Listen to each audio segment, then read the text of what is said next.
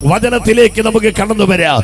നാം വായിച്ചു കേട്ട ദൈവത്തിന്റെ വചനം അപ്പോസ്തല പ്രവർത്തികളുടെ പുസ്തകം 22-ാം അധ്യായം അതിന്റെ 8-ാമത്തെ വാക്യവും അതിന്റെ 10-ാമത്തെ വാക്യമാണ്. വചനം ഇങ്ങനെ പറയുന്നു. രണ്ട് ചോദ്യങ്ങളാണ്.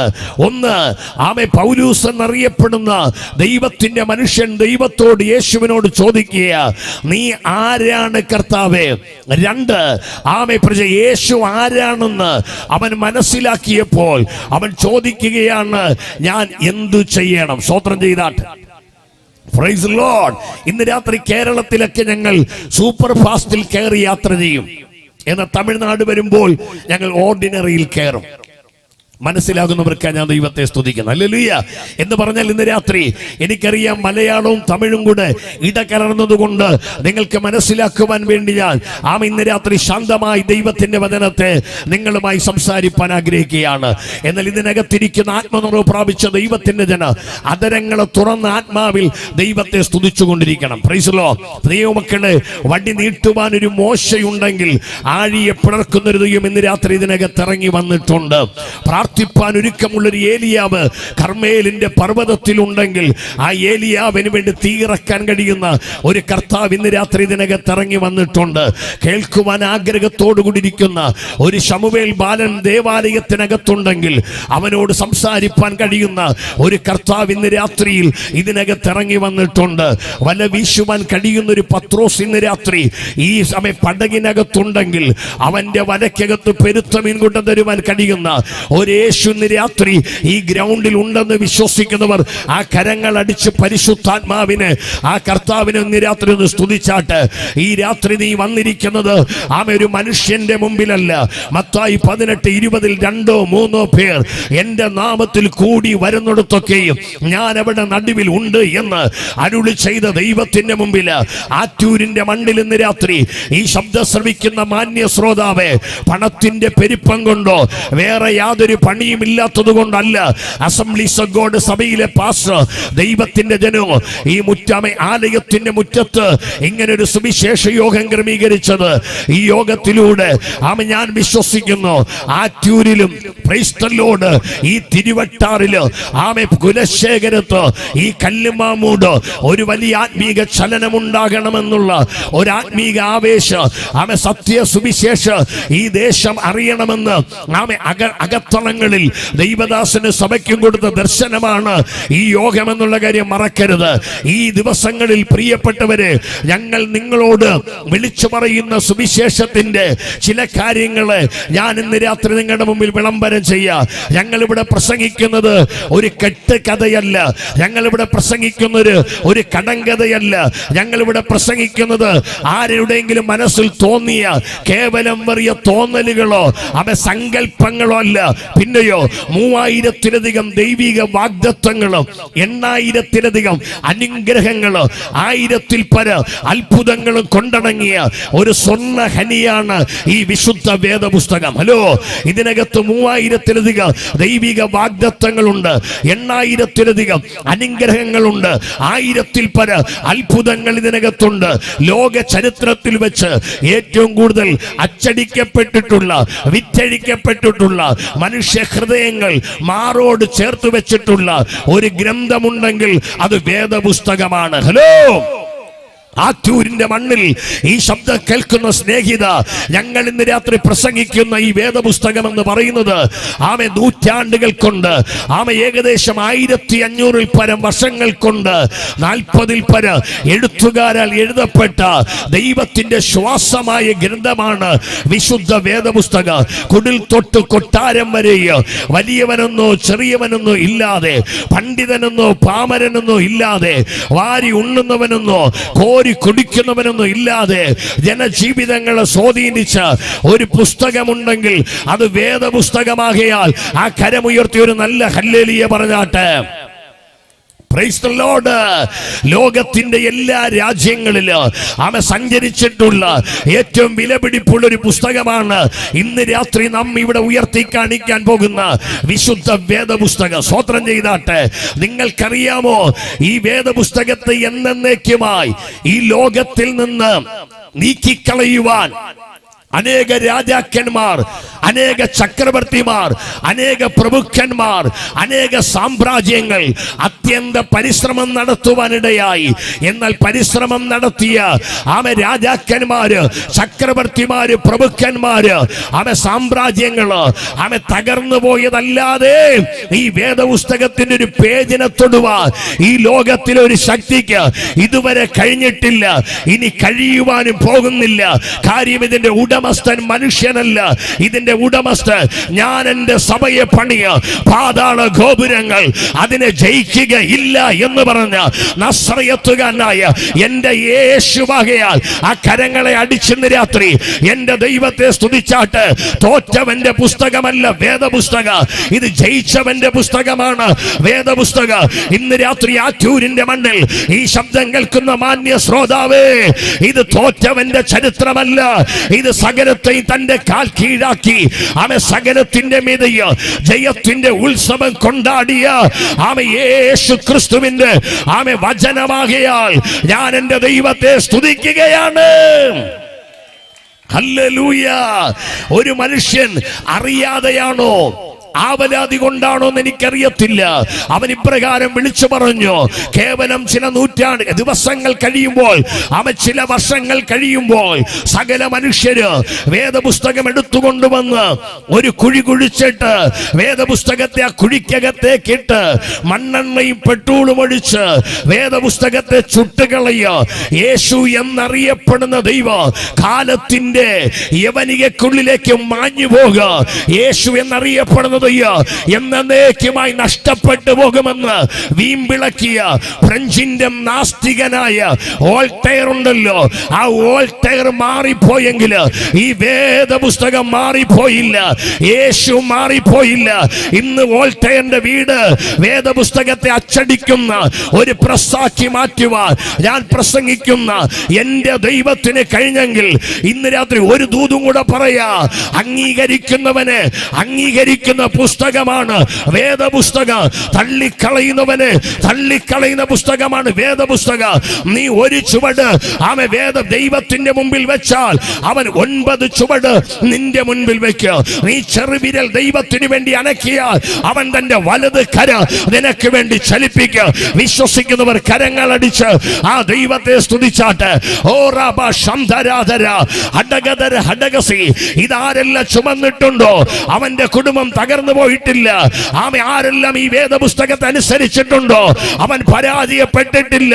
ഇന്ന് രാത്രി ആത്മഹത്യകൾ നിന്റെ ഭവനത്തിൽ നടക്കാത്തത് ഈ വേദപുസ്തകത്തെ നീ അറിഞ്ഞതുകൊണ്ടാ. വേദപുസ്തകം അറിഞ്ഞവൻ ഭ്രാന്തനായിട്ടില്ല, വേദപുസ്തകത്തെ അറിഞ്ഞവന്റെ കുടുംബം തകർന്നു പോയിട്ടില്ല, വേദപുസ്തകം അറിഞ്ഞവൻ ആത്മഹത്യ ചെയ്തിട്ടില്ല. ആത്മഹത്യ ചെയ്യാനിരുന്ന പലതിനെയും ജീവനിലേക്ക് കൊണ്ടുവന്ന ഒരു പുസ്തകമുണ്ടെങ്കിൽ അത് സത്യവേദ പുസ്തകമാകയാൽ അതിന്ന് രാത്രി കൊണ്ടുവന്നവർ നിങ്ങളുടെ കരങ്ങളൊന്ന് ഉയർത്തിപ്പിടിച്ച്, ഈ വേദപുസ്തകത്തെ കൊണ്ടുവന്നവർ നിങ്ങളുടെ കരങ്ങളിൽ ഒന്ന് ഉയർത്തിപ്പിടിച്ച്, ആ വേദപുസ്തകത്തെ ഒന്ന് ഉയർത്തിപ്പിടിച്ച് വൈഡാമാഹാസ്യാരാധന അന്തരാധരഘടകസി ഒന്ന് ചലിപ്പിച്ചൊന്ന് സ്തോത്രം ചെയ്ത് ഇന്ന് രാത്രിയിൽ ഈ ആറ്റൂര് വഴി നീ വേദപുസ്തകത്തെ ചുമന്നാൽ, ഈ വേദപുസ്തകത്തെ നീ ചുമന്നാൽ ആമേ നാടുകൾ കഴിയുമ്പോൾ നിന്റെ തലമുടി നരച്ച് നിന്റെ കൈകാലുകൾ ചുക്കിച്ചുളുങ്ങി ഊന്നുവടി പിടിക്കേണ്ട പ്രായമായി പല്ലുകൾ കൊഴിയുമ്പോൾ ഈ വേദപുസ്തകം പറയത്തില്ല, ഒരു കാര്യം ചെയ്, ഇതുവരെ നീ എന്നെ ചുമന്നല്ലോ, ഇനി നീ എന്നെ എവിടെയെങ്കിലും ആരുടെയെങ്കിലും കയ്യിൽ കൊടുത്ത്, ഇവിടെ വല്ല യൂണിയൻകാരുണ്ടെങ്കിൽ ചുമട്ടു തൊഴിലാളികൾ ഉണ്ടെങ്കിൽ അവരുടെ കയ്യിൽ കൊടുത്തിട്ട് നീ എങ്ങോട്ടെങ്കിലും പോയി എങ്ങനെയെങ്കിലും നശിച്ചോ എന്ന് പറയത്തില്ല. നീ ഇതിനെ ചുമന്നാൽ നിനക്ക് ചുമക്കാൻ കഴിയാത്തൊരു കാലം വരുമ്പോൾ ഈ വചനം പറയോ, ഇനി നീ എന്നെ താഴെ ഇറക്ക്, ഇനി ഞാൻ നിന്നെ ചുമക്കാൻ പോകുക. കരമടിച്ച് അത് വിശ്വസിക്കുന്നവർ ദൈവത്തെ സ്തുതിച്ചാട്ട്. ഇതിനെ ആരെല്ലാം ചുമന്നിട്ടുണ്ടോ, ഈ വേദപുസ്തകത്തെ ആരെല്ലാം വഹിച്ചിട്ടുണ്ടോ, അവന്റെ കുടുംബത്തെ ദൈവം അനുഗ്രഹിച്ചിട്ടുണ്ട്, അവന്റെ അതിരുകളെയും വിസ്താരമാക്കിയിട്ടുണ്ട്. ആറ്റൂരിന്റെ മണ്ണിൽ ഇന്ന് രാത്രി ഈ ശബ്ദം കേൾക്കുന്ന സ്നേഹിത, ഈ വേദപുസ്തകത്തെ ചുമക്കാൻ നിനക്ക് ഭാഗ്യം ലഭിച്ചെങ്കിൽ നിന്നെ പോലെ ഭാഗ്യമുള്ളൊരു വ്യക്തി വേറെ ഈ ലോകത്തിൽ ആരുമില്ലെന്നേ. ഹല്ലേലൂയ. എന്താണ് വേദപുസ്തകം? വേദപുസ്തകത്തെ കുറിച്ച് അനവധിയായ വ്യക്തികൾ പലവിധമായ നിർവചനങ്ങൾ പറഞ്ഞിട്ടുണ്ട്. എങ്കിലും എന്റെ ഹൃദയത്തിനകത്ത് പതിഞ്ഞ ഒരു നിർവചനം ഞാൻ പറയാം. എന്താണ് ഈ വേദപുസ്തകം? അവൻ ശ്രദ്ധിക്കണമേ, ലോകമാകുന്ന തടവറയ്ക്കകത്തിരിക്കുന്ന മനുഷ്യൻ, അവൻ ലോകമാകുന്ന ജയിലിനകത്ത്, തടവറ എന്ന് പറഞ്ഞ ജയിൽ, ലോകമാകുന്ന തടവറയിലിരിക്കുന്ന മനുഷ്യൻ ഈ ലോകമാകുന്ന തടവറയിൽ ഇരുന്നു കൊണ്ട് നിത്യതയെ വീക്ഷിക്കുന്ന ജനാലയാണ് ഈ വേദപുസ്തകം. ഹലോ, ഈ ലോകം ഒരു തടവറയാണ്. നിങ്ങൾ ചോദിക്കും, കുമാരദാസ് പാസ്റ്റേ, ഈ ലോകം ഒരു തടവറയാണോ? എന്ത് തടവറയാണ്? തിരുവനന്തപുരം പൂജപ്പുരയിൽ ഒരു സെൻട്രൽ ജയിലുണ്ട്, അതല്ലേ തടവറ? അല്ലാതെ ഞങ്ങൾ തടവറയിലാണോ? അതെ, നമ്മൾ തടവറയിലാണ്. എന്തിന്റെ തടവറ? ആറ്റൂരിന്റെ മണ്ണിൽ ഇന്ന് രാത്രി ശബ്ദം ശ്രവിക്കുന്ന സ്നേഹിത, മനുഷ്യൻ ഇന്ന് പാപത്തിന്റെ തടവറയിലാണ്. മനസ്സിലാകുന്ന ഒരു ഹല്ലേലൂയ പറഞ്ഞാട്ടെ. Praise the Lord. മനുഷ്യൻ ഇന്നൊരു പാപത്തിന്റെ തടവറയിലാണ്. അത് ഞാൻ പിന്നെ പറയാം. മനുഷ്യൻ ഇന്ന് രോഗത്തിന്റെ തടവറയിലാണ്, അല്ലേ? ഏതൊരു കൊച്ചു കുഞ്ഞു തുടങ്ങി ഏതൊരു മനുഷ്യനെയും എടുത്തു നോക്ക്, ശരീരത്തിൽ ഷുഗറും പ്രഷറും കൊളസ്ട്രോളും, നിങ്ങൾ കണ്ടിട്ടില്ലേ? ക്യാൻസറുകളും ട്യൂമറുകളും, കണ്ണിന് രോഗം, മൂക്കിന് രോഗം, ചെവിക്ക് രോഗം, പല്ലിന് രോഗം, ഉച്ചം തല മുതൽ ഉള്ളം കാല് വരെ നാഡിയിലും ഞരമ്പിലും അസ്ഥിയിലും മാംസത്തിലും രക്തത്തിലും ധമനികളിലും മനുഷ്യ രോഗിയാണ്. മനുഷ്യ രോഗത്തിന്റെ തടവറക്കകത്താണ്.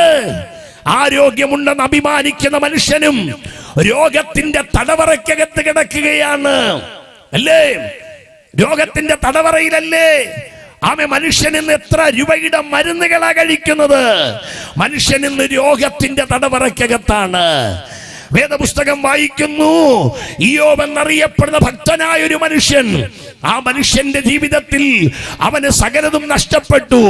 അവന്റെ ദാസീദാസന്മാർ നഷ്ടപ്പെട്ടു, അവന്റെ മൃഗങ്ങൾ നഷ്ടപ്പെട്ടു, അവനുണ്ടായിരുന്ന വസ്തുവകകളെല്ലാം നഷ്ടപ്പെട്ടു. അവൻ എന്തിനേറെ പറയുന്നു, അവന്റെ 10 മക്കളും നഷ്ടപ്പെട്ടു. ഏറിയ ചില ദിവസങ്ങൾ കഴിഞ്ഞപ്പോൾ ഇയ്യോബിന്റെ ശരീരത്തിലേക്ക് ചെറിയ ചൊറിച്ചിലുകൾ വന്നു. അവനത് ചൊറിഞ്ഞു, അത് മുറിവുകളായി മാറി. ആ മുറിവുകളിലൂടെ അവൻ പഴുപ്പുകൾ പുറത്തു വന്നു. ആ പഴുപ്പിനകത്തുകൂടി അവൻ പുഴുക്കളിത അരിക്കുവാൻ തുടങ്ങി.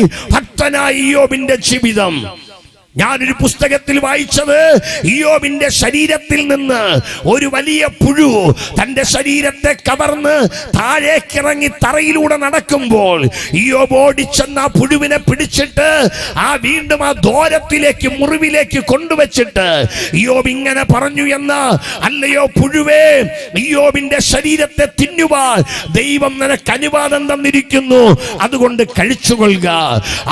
വേദപുസ്തകം പറയുന്നു, തന്റെ ശരീരത്തിലൂടെ പോകുന്ന ആ പുഴുക്കളെയും ചൊറിച്ചിലുകളെയും അമർത്തുവാൻ ഓട്ടിൻ കഷ്ണമെടുത്ത് അവൻ ചൊറിയുന്ന ഒരു ഭക്തനെ വേദപുസ്തകത്തിൽ കാണുവാൻ കഴിയും. എന്നാൽ ഈ സമയത്ത് അവൻ തന്നെ വന്ന് ആശ്വസിപ്പിക്കേണ്ട തന്റെ ഭാര്യ, നമുക്കറിയാം, വിവാഹ ദിവസത്തിൽ പാസ്റ്റേഴ്സിന്റെ മുമ്പിൽ വെച്ച് സുഖത്തിലും ദുഃഖത്തിലും സമ്പത്തിലും ദാരിദ്ര്യത്തിലും നന്മയിലും തിന്മയിലും ഉയർച്ചയിലും താഴ്ചയിലും അങ്ങേ മാത്രം സ്നേഹിച്ച്, അങ്ങേ മാത്രം ബഹുമാനിച്ച്, അങ്ങേ മാത്രം അനുസരിച്ച്, അങ്ങയുടെ മുമ്പിൽ കീഴ്പ്പെട്ട് അങ്ങയുടെ ഉത്തമയായ ഒരു ഭാര്യയുടെ സകല കാര്യങ്ങളും നിർവഹിക്കാമെന്ന് പറഞ്ഞ ഇയ്യോബിന്റെ ഭാര്യ പോലും ഇയ്യോബിനോട് പറയാണ്, അയ്യോ, നീ പുഴുത്തു തുടങ്ങിയല്ലോ, നീ നാറ്റം വെച്ചു തുടങ്ങിയല്ലോ, ഇനി ദൈവത്തെ തള്ളിപ്പറഞ്ഞ് നീ പോയി മരിച്ചു കളക എന്ന് പറയുമ്പോൾ ഇയ്യോബ് തന്റെ ശരീരത്തിലുള്ള രോഗം കണ്ടിട്ട് അവൻ കയറെടുക്കാൻ ഓടിയില്ല, അവൻ വിഷമെടുക്കാൻ ഓടിയില്ല, അവൻ റെയിൽവേ ക്രോസിന്റെ മുമ്പിൽ അവൻ തലവെക്കാൻ ഓടിയില്ല, അവൻ ആറ്റിൽ നിന്ന് വെള്ളത്തിലേക്ക് ചാടാൻ ഓടിയില്ല. പിന്നെയോ അവൻ ആ രോഗത്തിന്റെ തടവറക്കകത്തിരുന്നു കൊണ്ട് ഈ വേദപുസ്തകത്തിലൂടെ അവൻ നിത്യതയെ കണ്ടിട്ട് പറഞ്ഞു, എന്റെ ദേഹം ക്ഷയിക്കട്ടെ, ഞാൻ ദേഹരഹിതനായി എന്റെ പ്രിയനെ ഞാൻ കാണുവാൻ പോകുക. കരമടിച്ചെന്ന് രാത്രി മനസ്സിലാകുന്ന ദൈവജനത്തിനായി ഞാൻ ദൈവത്തെ സ്തുതിക്കുകയാണ്. ഈ വേദപുസ്തകത്തിലൂടെ ഇയ്യോബ് ഒരു നിത്യതയെ കണ്ടു. അവൻ രോഗത്തിന്റെ തടവറക്കകത്തിരുന്ന ഭക്തൻ അവൻ തന്റെ തടവറക്കകത്തിരുന്നു കൊണ്ട് ഒരു നിത്യതയെ കണ്ടു. ഹല്ലേലൂയ. എന്തുകൊണ്ടാ ക്രിസ്ത്യാനികൾക്ക് വീട് കിട്ടിയില്ലെങ്കിൽ, ക്രിസ്ത്യാനികൾക്ക് ലോകത്തിന്റെ ആനുകൂല്യം കിട്ടിയില്ലെങ്കിൽ, ഈ ലോകത്തിന്റെ ഒന്ന് ക്രിസ്ത്യാനികൾക്ക് കിട്ടിയില്ലെങ്കിൽ അവൻ ലോകത്തിന്റെ പുറകെ പോകാത്തതെന്നു ചോദിച്ചാൽ, ഈ വേദപുസ്തകത്തിലൂടെ മനോഹരമായൊരു വീട് അവർ കണ്ടുകൊണ്ടിരിക്കുകയാണ്. മനസ്സിലാകുന്നവർക്കായി ഞാൻ ദൈവത്തെ സ്തുതിക്കുന്നു. ഈ വേദപുസ്തകത്തിലൂടെ ഒരു നിത്യതയെ അവർ കണ്ടുകൊണ്ടിരിക്കുകയാണ്. Praise the Lord.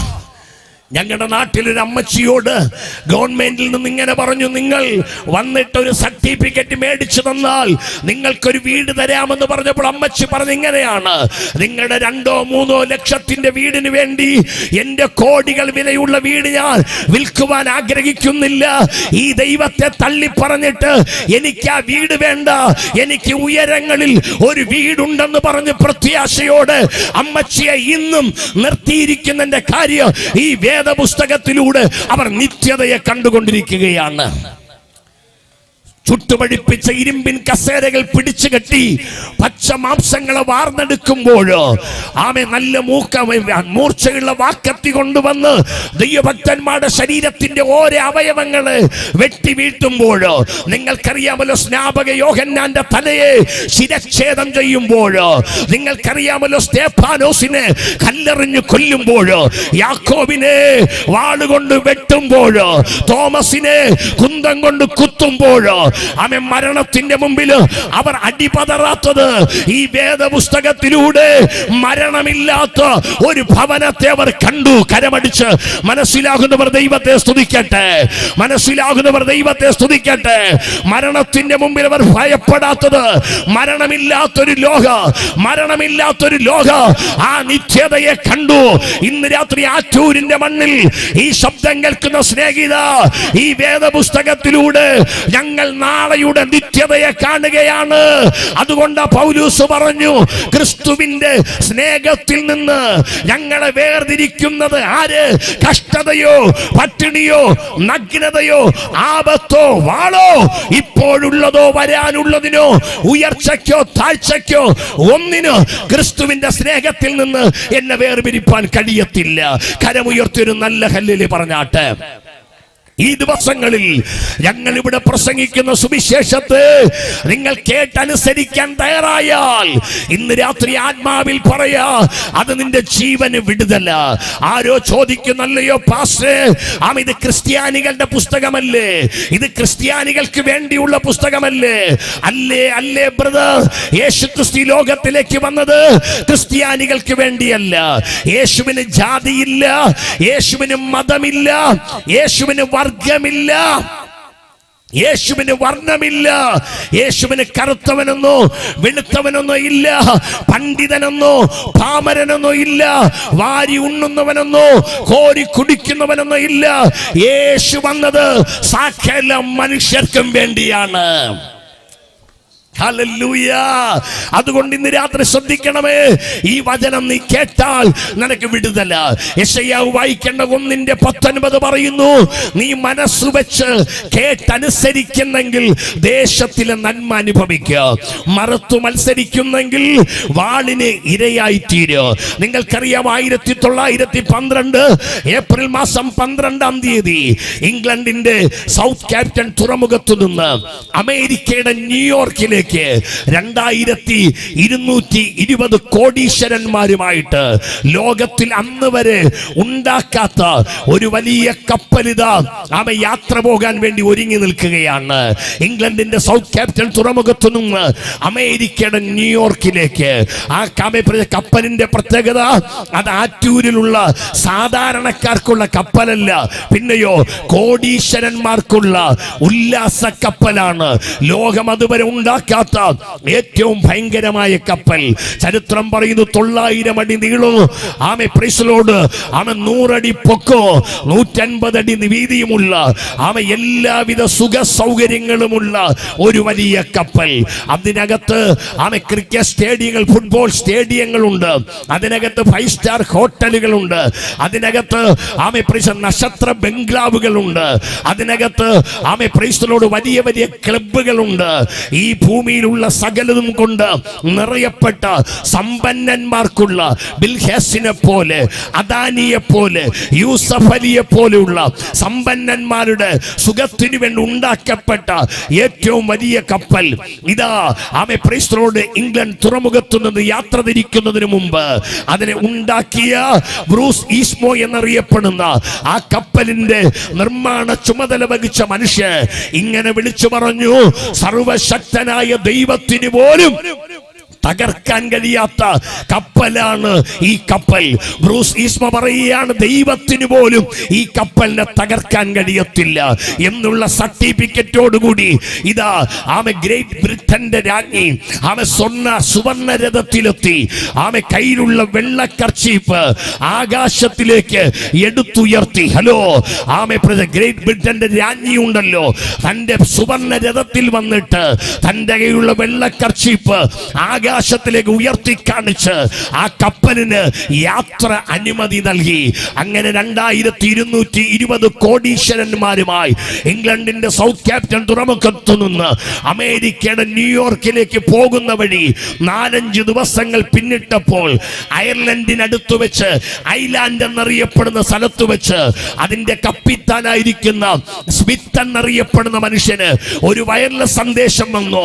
ആ സന്ദേശം ഇതാണ്, അല്ലയോ സ്മിത്ത്, നീ പോകുന്ന കപ്പൽ ചാലിൽ നിന്റെ കപ്പലിന് വിരോധമായിട്ട് ഒരു വലിയ മഞ്ഞുമല ഇതാ കയറി വരികയാ.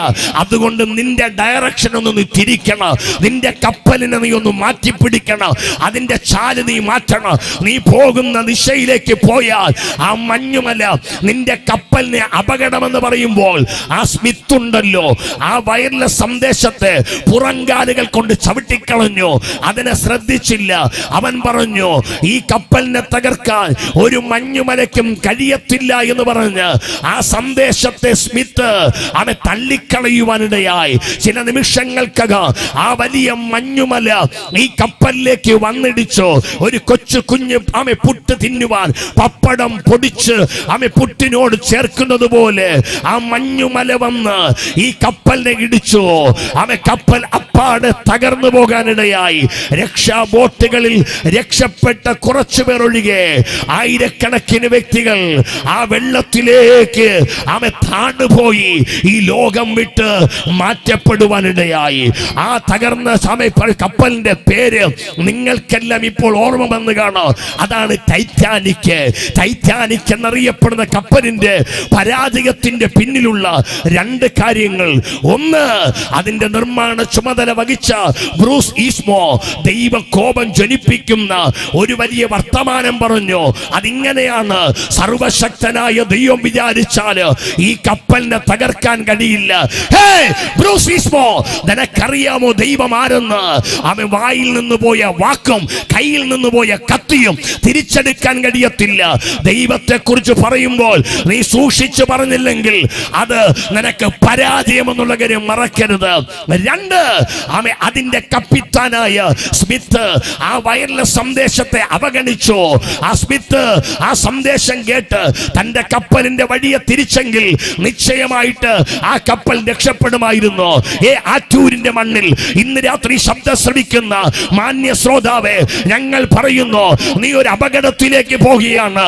മദ്യപാനിയെ, മയക്കുമരുന്ന് ഉപയോഗിക്കുന്നവനെ, അന്യാരാധനയിൽ വിഗ്രഹത്തെ സേവിക്കുന്നവനെ, ദൈവഭയമില്ലാതെ ദൈവമില്ലെന്ന് പറയുന്നവനെ, പാപത്തെ പച്ചവെള്ളം പോലെ കുടിച്ച് കോപത്തിലും ഷാഢ്യത്തിലും ദ്വന്ദ്വപക്ഷത്തിലും ഭിന്നതയിലും അസൂയയിലും വ്യഭിചാരത്തിലും ലോക പാപങ്ങളിൽ മുഴുകി നടക്കുന്ന മനുഷ്യ, നീ ഒരു വലിയ പരാജയത്തിലേക്ക് പോകുക.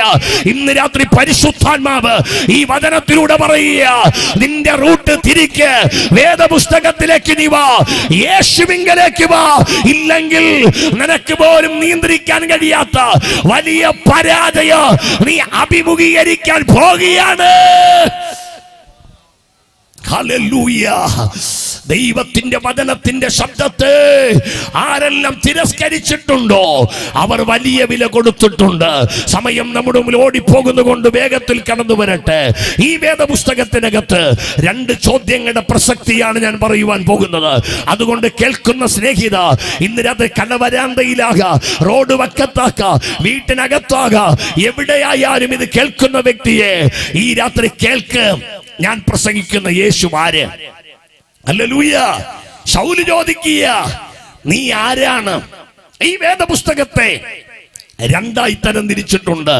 1 പഴയ നിയമമെന്നും 2 പുതിയ നിയമമെന്നും. പഴയ നിയമത്തെ 5 ഭാഗങ്ങളായും പുതിയ നിയമത്തെ 4 ഭാഗങ്ങളായി തരം തിരിച്ചിട്ടുണ്ട്. ഉൽപ്പത്തി മുതൽ ആവർത്തനം വരെയുള്ള പുസ്തകങ്ങളെ പഞ്ചഗ്രന്ഥങ്ങൾ എന്ന് പറയുന്നു. യോശുവ തുടങ്ങി എസ്തേർ വരെയുള്ള പുസ്തകങ്ങളെ ചരിത്ര പുസ്തകം എന്ന് പറയുന്നു. ഇയ്യോബ് തുടങ്ങി ഉത്തമഗീതം വരെയുള്ള പുസ്തകങ്ങളെ കാവ്യ പുസ്തകം എന്ന് പറയുന്നു. യെശയ്യാവ് തുടങ്ങി ദാനിയേൽ വരെയുള്ള പുസ്തകങ്ങളെ വലിയ പ്രവാചകന്മാർ എന്ന് പറയുന്നു. ഹോശേയ തുടങ്ങി മലാക്കി വരെയുള്ള പ്രവാചകന്മാരെ ചെറിയ പ്രവാചകന്മാരെന്ന് പറയുന്നു. അവൻ പുതിയ നിയമത്തെ 4 ഭാഗങ്ങളായി തരംതിരിച്ചിട്ടുണ്ട്. മത്തായി തുടങ്ങി യോഹന്നാൻ വരെയുള്ള പുസ്തകങ്ങളെ സുവിശേഷം എന്ന് പറയുന്നു. അപ്പോസ്തല പ്രവർത്തികളുടെ പുസ്തകത്തെ, ഒരേ ഒരു പുസ്തകത്തെ അവൻ ചരിത്ര പുസ്തകം എന്ന് പറയുന്നു. റോമയുടെ പുസ്തകം തുടങ്ങി യൂദ വരെയുള്ള പുസ്തകങ്ങളെ ലേഖന പുസ്തകങ്ങൾ എന്ന് പറയുന്നു. അവൻ വെളിപ്പാടെന്നറിയപ്പെടുന്ന ഒറ്റ പുസ്തകത്തെ ആമേ പ്രവചന പുസ്തകം എന്ന് പറയുന്നു. ശ്രദ്ധിക്കണമേ, പുതിയ നിയമത്തിൽ ഒരേ ഒരു ചരിത്ര പുസ്തകമേ ഉള്ളൂ. അതാണ് അപ്പോസ്തല പ്രവർത്തികളുടെ പുസ്തകം. പഴയ നിയമത്തിൽ ഒത്തിരി ചരിത്ര പുസ്തകങ്ങളുണ്ട്. യോശുവയും ന്യായാധിപന്മാരും രൂത്തും, 1ഉം 2ഉം ശമൂവേലും, 1ഉം 2ഉം രാജാക്കന്മാര്, 1ഉം 2ഉം ദിനവൃത്താന്തോ, എസ്ത്രയും നെഹമ്യാവും എസ്തേറല്ല പഴയ നിയമത്തിന്റെ ചരിത്ര പുസ്തകങ്ങളായി നിൽക്കുമ്പോൾ പുതിയ നിയമത്തിലെ ഏക ചരിത്ര പുസ്തകം അപ്പോസ്തല പ്രവർത്തികളുടെ പുസ്തകമാണ്. ജയരാജ് പാസ്റ്റർ, ഞാൻ വിശ്വസിക്കുന്നു പുതിയ നിയമത്തിലെ ഏക ചരിത്ര പുസ്തകമായ അപ്പോസ്തല പ്രവർത്തികളുടെ പുസ്തകത്തിൽ നിന്നാണ് ആറ്റൂരിന്റെ മണ്ണിൽ ദൈവത്തിന് സംസാരിപ്പാനുള്ളതെങ്കിൽ ഈ യോഗ ഒരു ചരിത്രമായി മാറാൻ പോകുക. വിശ്വസിക്കുന്നവർ കരമടിച്ച് ദൈവത്തെ സ്തുതിച്ചാട്ട്. ഈ യോഗം ഒരു ചരിത്രമായി മാറാൻ പോകുക. അന്ധകാരത്തിന്റെ ശക്തികളെ ദൈവം പിടിച്ചു കെട്ടാൻ പോകുക. ഇരുട്ടിന്റെ മണ്ഡലങ്ങളെ ദൈവം ഉടയ്ക്കാൻ പോകുക. ഇല കണ്ണിൽ നിന്ന് ദൈവം കണ്ണുനീര് തുടയ്ക്കാൻ പോകുക. നാടുകൾ കൊണ്ട് മുട്ടിയിട്ട് കരമടിച്ചൊന്ന് ദൈവത്തെ സ്തുതിച്ചാട്ടെ. കൈ പൊട്ടുന്നെങ്കിൽ പൊട്ടട്ടെ, തൊണ്ട മുറിയുന്നെങ്കിൽ മുറിയട്ടെ. ഇന്ന് രാത്രി ആരാധിക്കുമ്പോൾ ഒന്ന് വില കൊടുത്ത് ആരാധിച്ച് വൈഡാരാജ ശബ്ദരാജനാഥകസിയ ഹല്ലേലൂയ. ഇന്ന് രാത്രി ആർക്കാണ് അനുഗ്രഹമെന്ന് ചോദിച്ചാൽ വെറുതെ വന്നിരുന്നിട്ട് പോകുന്നവർക്കല്ല. ഈ രാത്രി വില കൊടുത്ത് എന്റെ ദൈവത്തെ ആരാധിക്കുന്നവര് എന്റെ ദൈവം ഇന്ന് രാത്രി അനുഗ്രഹിപ്പാൻ പോവുകയാണ്. ഹല്ലേലൂയ. ചിലപ്പോഴൊക്കെ പ്രസംഗിച്ച് തൊണ്ട മുറിയാറുണ്ട്, കൈയടിച്ച് കൈ പൊട്ടാറുണ്ട്. എങ്കിലും മൗനമായിരിക്കത്തില്ല. എത്ര ആരാധിച്ചാൽ കൊതി തീരാത്തൊരു ദൈവമുണ്ടെങ്കിൽ അത് ഞാൻ പ്രസംഗിക്കുന്ന എൻ്റെ യേശു കർത്താവ്. 1980 ജന്മമെന്നും 83 മരണമെന്നും പറഞ്ഞ് തിരുവനന്തപുരം ജില്ലയിൽ ഏതോ ഒരു മരിച്ചിനി വിളയിൽ 6 അടി മണ്ണിന്റെ അവകാശിയായി തീരേണ്ട ഈ കുമാർദാസിന് ഇന്ന് രാത്രി ഈ വേദപുസ്തകം ഏന്തിക്കൊണ്ട് ഇവിടെ നിർത്തുമ്പോൾ അഭിമാനത്തോടെ പറഞ്ഞ് ഞാൻ നിൽക്കുന്നതല്ല, അവൻ എന്നെ നിർത്തിയതാണ്. നാമതീയ ക്രിസ്തീയ കുടുംബത്തിൽ എൻ്റെ അപ്പനും അമ്മയ്ക്കും 2ാമത്തെ മകനായി ഞാൻ ജനിച്ചു. എൻ്റെ മാതാപിതാക്കൾ നാമതീയ ക്രിസ്ത്യാനികളായിരുന്നു എന്ന് പറഞ്ഞ ക്രിസ്ത്യാനി എന്ന് പേരുണ്ടെങ്കിലും ക്രിസ്തു അവിടെ ഉള്ളിൽ ഇല്ലായിരുന്നു. നമ്മുടെ നാട്ടിലൊക്കെ ഒരു പലഹാരമുണ്ട്, അതിൻ്റെ പേര് നെയ്യപ്പം. പേര് നെയ്യപ്പമെങ്കിലും അതിനകത്ത് നെയ്യില്ല, മിണ്ടുന്നില്ല. ഓ സ്തോത്രം ചെയ്താട്ടെ. ഇതുപോലെ അവ പേര് നെയ്യപ്പമെങ്കിലും നെയ്യില്ലാത്ത പോലെ ക്രിസ്ത്യാനിയെങ്കിലും ക്രിസ്തുവില്ലായിരുന്നു. ഒരു ദൂത് ഞാൻ പറയാ, ആരാണ് ക്രിസ്ത്യാനി? ക്രിസ്തീയ കുടുംബത്തിൽ ജനിച്ചവനല്ല ക്രിസ്ത്യാനി, ക്രിസ്തീയ പേരുള്ളവനല്ല ക്രിസ്ത്യാനി, പള്ളി പോകുന്നവനല്ല ക്രിസ്ത്യാനി. പിന്നെ ആരാ ക്രിസ്ത്യാനി? ക്രിസ്ത്യൻ പാട്ടുകൾ കാണാതെ പാടുന്നവനോ ബൈബിളിലെ വാക്യം കാണാതെ പറയുന്നവനല്ല ക്രിസ്ത്യാനി. യഥാർത്ഥ ക്രിസ്ത്യാനി ആരെന്ന് ചോദിച്ചാൽ ക്രിസ്തു അവനിലോ അവൻ ക്രിസ്തുവിലോ വസിക്കുന്നവനാണ് ക്രിസ്ത്യാനി. കരമടിച്ച് മനസ്സിലാകുന്നവർ ദൈവത്തെ സ്തുതിച്ചാട്ടെ. ക്രിസ്തു അവനിലോ അവൻ ക്രിസ്തുവിലും. യേശു പറഞ്ഞു, ഞാൻ അവനിലോ അവൻ എന്നിലും വസിച്ചാൽ അവൻ വളരെ ഫലം കായ്ക്കും. എന്നെ പിരിഞ്ഞ് നിങ്ങൾക്കൊന്നും ചെയ്യാൻ കഴിയത്തില്ല. ഇന്ന് രാത്രി യേശു നിന്നിലുണ്ടോ? നീ യേശുവിലുണ്ടോ? നീ യഥാർത്ഥത്തിൽ ക്രിസ്ത്യാനി എന്നേ. Hallelujah, hallelujah. അങ്ങനെ ആമേ പ്രതി 2.5 വയസ്സായപ്പോൾ ജോണ്ടിസം എന്നറിയപ്പെടുന്ന രോഗം വന്ന് ആദ്യത്തെ ആശുപത്രി എന്നെ കൈവിട്ടു. രണ്ടാമത്തെ ആശുപത്രിയുടെ ഐസിക്കകത്ത് തന്നെ വെച്ചു. ഡോക്ടർമാർ എന്നെ കൈവിട്ടു. നെറ്റി ഇഞ്ചക്ഷൻ ചെയ്ത് കയറുന്നില്ല, ശരീരം കീറി ഇഞ്ചക്ഷൻ ചെയ്ത് കയറുന്നില്ല. 100-ൽ 98% മെഡിക്കൽ സയൻസ് പറഞ്ഞു ഇവനിന് രക്ഷയില്ല, ഇവൻ മരിച്ചു പോകും, അതുകൊണ്ട് ഇവനെ കൊണ്ടുപോയിക്കൊള്ളുക. ഈ ആശുപത്രിക്കകത്ത് ഇനി ഇവനെ ചികിത്സിക്കുവാൻ മരുന്നുകളില്ല. അങ്ങനെ ആമ ഡോക്ടർമാർ എടുത്തു കൊടുത്ത് എന്നെയും കൊണ്ട് എന്റെ മാതാപിതാക്കൾ എന്റെ അമ്മയുടെ സ്വദേശത്ത് കൊണ്ടുവന്നു. അവിടെ എന്നെ കിടത്തി. ആമെ പ്രിസന്റെ അമ്മയുടെ സ്വദേശം ആമെ തൊട്ട് അടുത്താണ്, വെള്ളറട എന്ന് പറയുന്ന സ്ഥലത്താണ്. അവിടെ എന്നെ കിടത്തുമ്പോൾ അടുത്തുള്ള ഒരു ദൈവത്തിന്റെ ദാസനോട് പരിശുദ്ധാത്മാവ് ഇങ്ങനെ പറഞ്ഞു, ഈ മകനെ സുവിശേഷ വേലയ്ക്ക് വേണ്ടി കൊടുക്കുന്നെങ്കിൽ യേശു ഇവന്റെ ജീവനെ തിരികെ തരുവാൻ പോകുകയാണ്. ആമെ ദൈവദാസന്റെ വാക്ക് കേട്ട എന്റെ മാതാപിതാക്കൾ അവിടെ മുഴങ്കാലുകൾ മടക്കി നാം ഇങ്ങനെ പ്രാർത്ഥിച്ചു, കർത്താവേ, ഡോക്ടർമാർ തള്ളിക്കളഞ്ഞ മെഡിക്കൽ സയൻസ് ഉപേക്ഷിച്ച ഈ മകനെ ദൈവം ഞങ്ങൾക്ക് തിരികെ തന്നാൽ, ഒന്ന്, ഞങ്ങൾ സത്യത്തില് ആത്മാവില് ഈ ദൈവത്തെ ഞങ്ങൾ ആരാധിക്കും. Praise the Lord. 2, ഇവൻ വളർന്നു വലുതായാൽ രാഷ്ട്രീയത്തിനു വേണ്ടി കൊടിപിടിക്കത്തില്ല, ലോകത്തിനു വേണ്ടി ഇംഗ്ലോ സിന്ദാബാദ് വിളിക്കത്തില്ല. ഇവൻ പോർക്കള മേടുകളിൽ പട ചേർത്തവനെ പ്രസാദിപ്പിക്കുന്ന ഒരു പടയാളിയായി തീരും. ഈ തീരുമാനം ദൈവദാസനും ദൈവം കേട്ടു. ദൈവദാസൻ ഇപ്പം വെളിച്ചെണ്ണ കയ്യിലേക്ക് ഒഴിച്ചു, സ്വർഗത്തിലേക്ക് നോക്കി പ്രാർത്ഥിച്ചനന്തര എന്റെ ഉച്ചന്തലമേൽ ഒഴിച്ചു. ആ നിമിഷം തന്നെ യേശു എന്റെ കണ്ണുകളെ തുറന്നു. കരമടിച്ച് ആ ദൈവത്തെ സ്തുതിച്ചാട്ട്. ഇന്ന് രാത്രി ഞങ്ങൾ ആരാധിക്കുന്നത് എന്നെ വിടുവിച്ച ദൈവത്തെയാണ്. ആരാധിക്കുമെന്ന് ചോദിച്ചാൽ ഇന്ന് രാത്രി ഞാൻ പറയോ, അനുഭവമുള്ളവൻ ദൈവത്തെ ആരാധിക്കുക.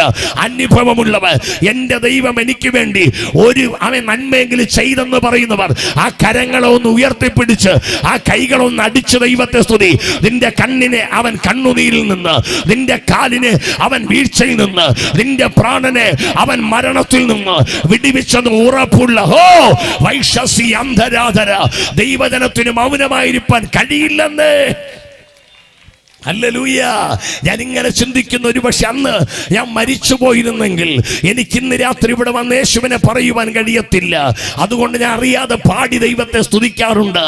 അന്നേ മരിച്ചു പോയെങ്കിൽ എൻ ദൈവമേ ഞാൻ ചെന്നേ വന്നരകമതിൽ. അന്നേ മരിച്ചു പോയെങ്കിൽ എൻ ദൈവമേ ഞാൻ ചെന്നേ വന്നരകമതിൽ.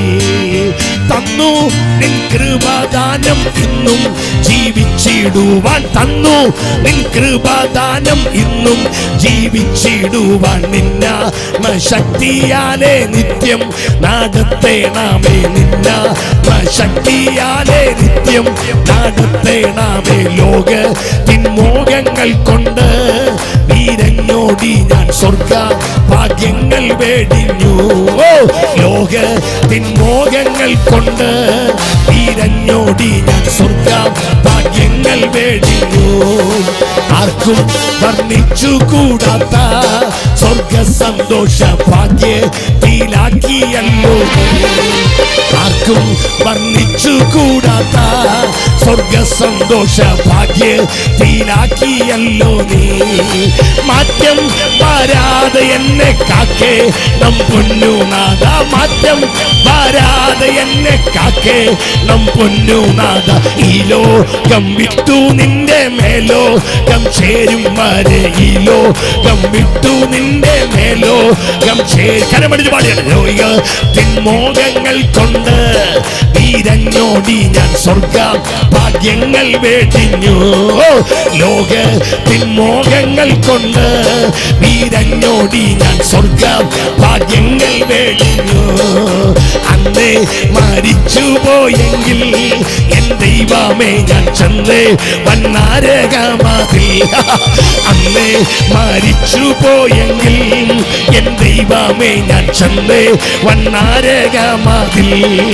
തന്നു നിൻ കൃപാദാനം ഇന്നും ജീവിച്ചിടുവാൻ, തന്നു നിൻ കൃപാദാനം ഇന്നും ജീവിച്ചിടുവാൻ. നിന്ന ശക്തിയാലെ നിത്യം നാടത്തെ നാമേ, നിന്ന ശക്തിയാലെ നിത്യം നാടത്തെ നാമേ. വൈഷ റിമനാരക ജഗനെ, വൈഷ റിമനാരക ജഗന, വൈഷ റമനാരക ദിഗനെ. കരമടിച്ചെന്ന് രാത്രി നിന്നെ വിടിവിച്ച ദൈവത്തെ, നിന്നെ കരുതിയ ദൈവത്തെ ഒന്ന് ആത്മശക്തിയോടെ ഒന്ന് ആരാധിക്കട്ടെ. ആറ്റൂരിന്റെ മണ്ണിൽ ഈ ശബ്ദം കേൾക്കുന്ന സ്നേഹിത, ഞങ്ങൾ ആരാധിക്കുന്നത് ഞങ്ങളെ വിടിവിച്ച ദൈവത്തെയാ. ഓ ശുഡരബരഗടഗസ് അന്തരാധരാധരാധര വൈഡഗരഗതുനാരഗടഗ സംഭവ. Hallelujah, praise the Lord. ഞങ്ങൾ ആരാധിക്കുക ഞങ്ങളെ വിടിവിച്ച ദൈവത്തെ. എല്ലാവർക്കും ആരാധിക്കാൻ കഴിയില്ല, എല്ലാവർക്കും കൈയടിച്ച് വേദന വരും വരെ കൈയടിക്കാൻ കഴിയില്ല, തൊണ്ട മുറിയുന്നവരെ പാടാൻ കഴിയില്ല. ആരാധിക്കുമെന്ന് ചോദിച്ചാൽ ഞാൻ പറയാം, അനുഭവമുള്ളവൻ ആരാധിക്കും. അടുത്തിരിക്കുന്നവർ കൈ കൊടുത്ത് പറ, അനുഭവമുള്ളവൻ ആരാധിക്കും. ഒന്ന് പറഞ്ഞേ, ഒന്ന് പറഞ്ഞേ, ആരാധിക്കും? അനുഭവമുള്ളവരെ സ്വോത്രം ചെയ്താട്ടെ. ഹല്ലേലൂയ. അനുഭവമുള്ളവന് മിണ്ടാതിരിക്കാൻ കഴിയത്തില്ല.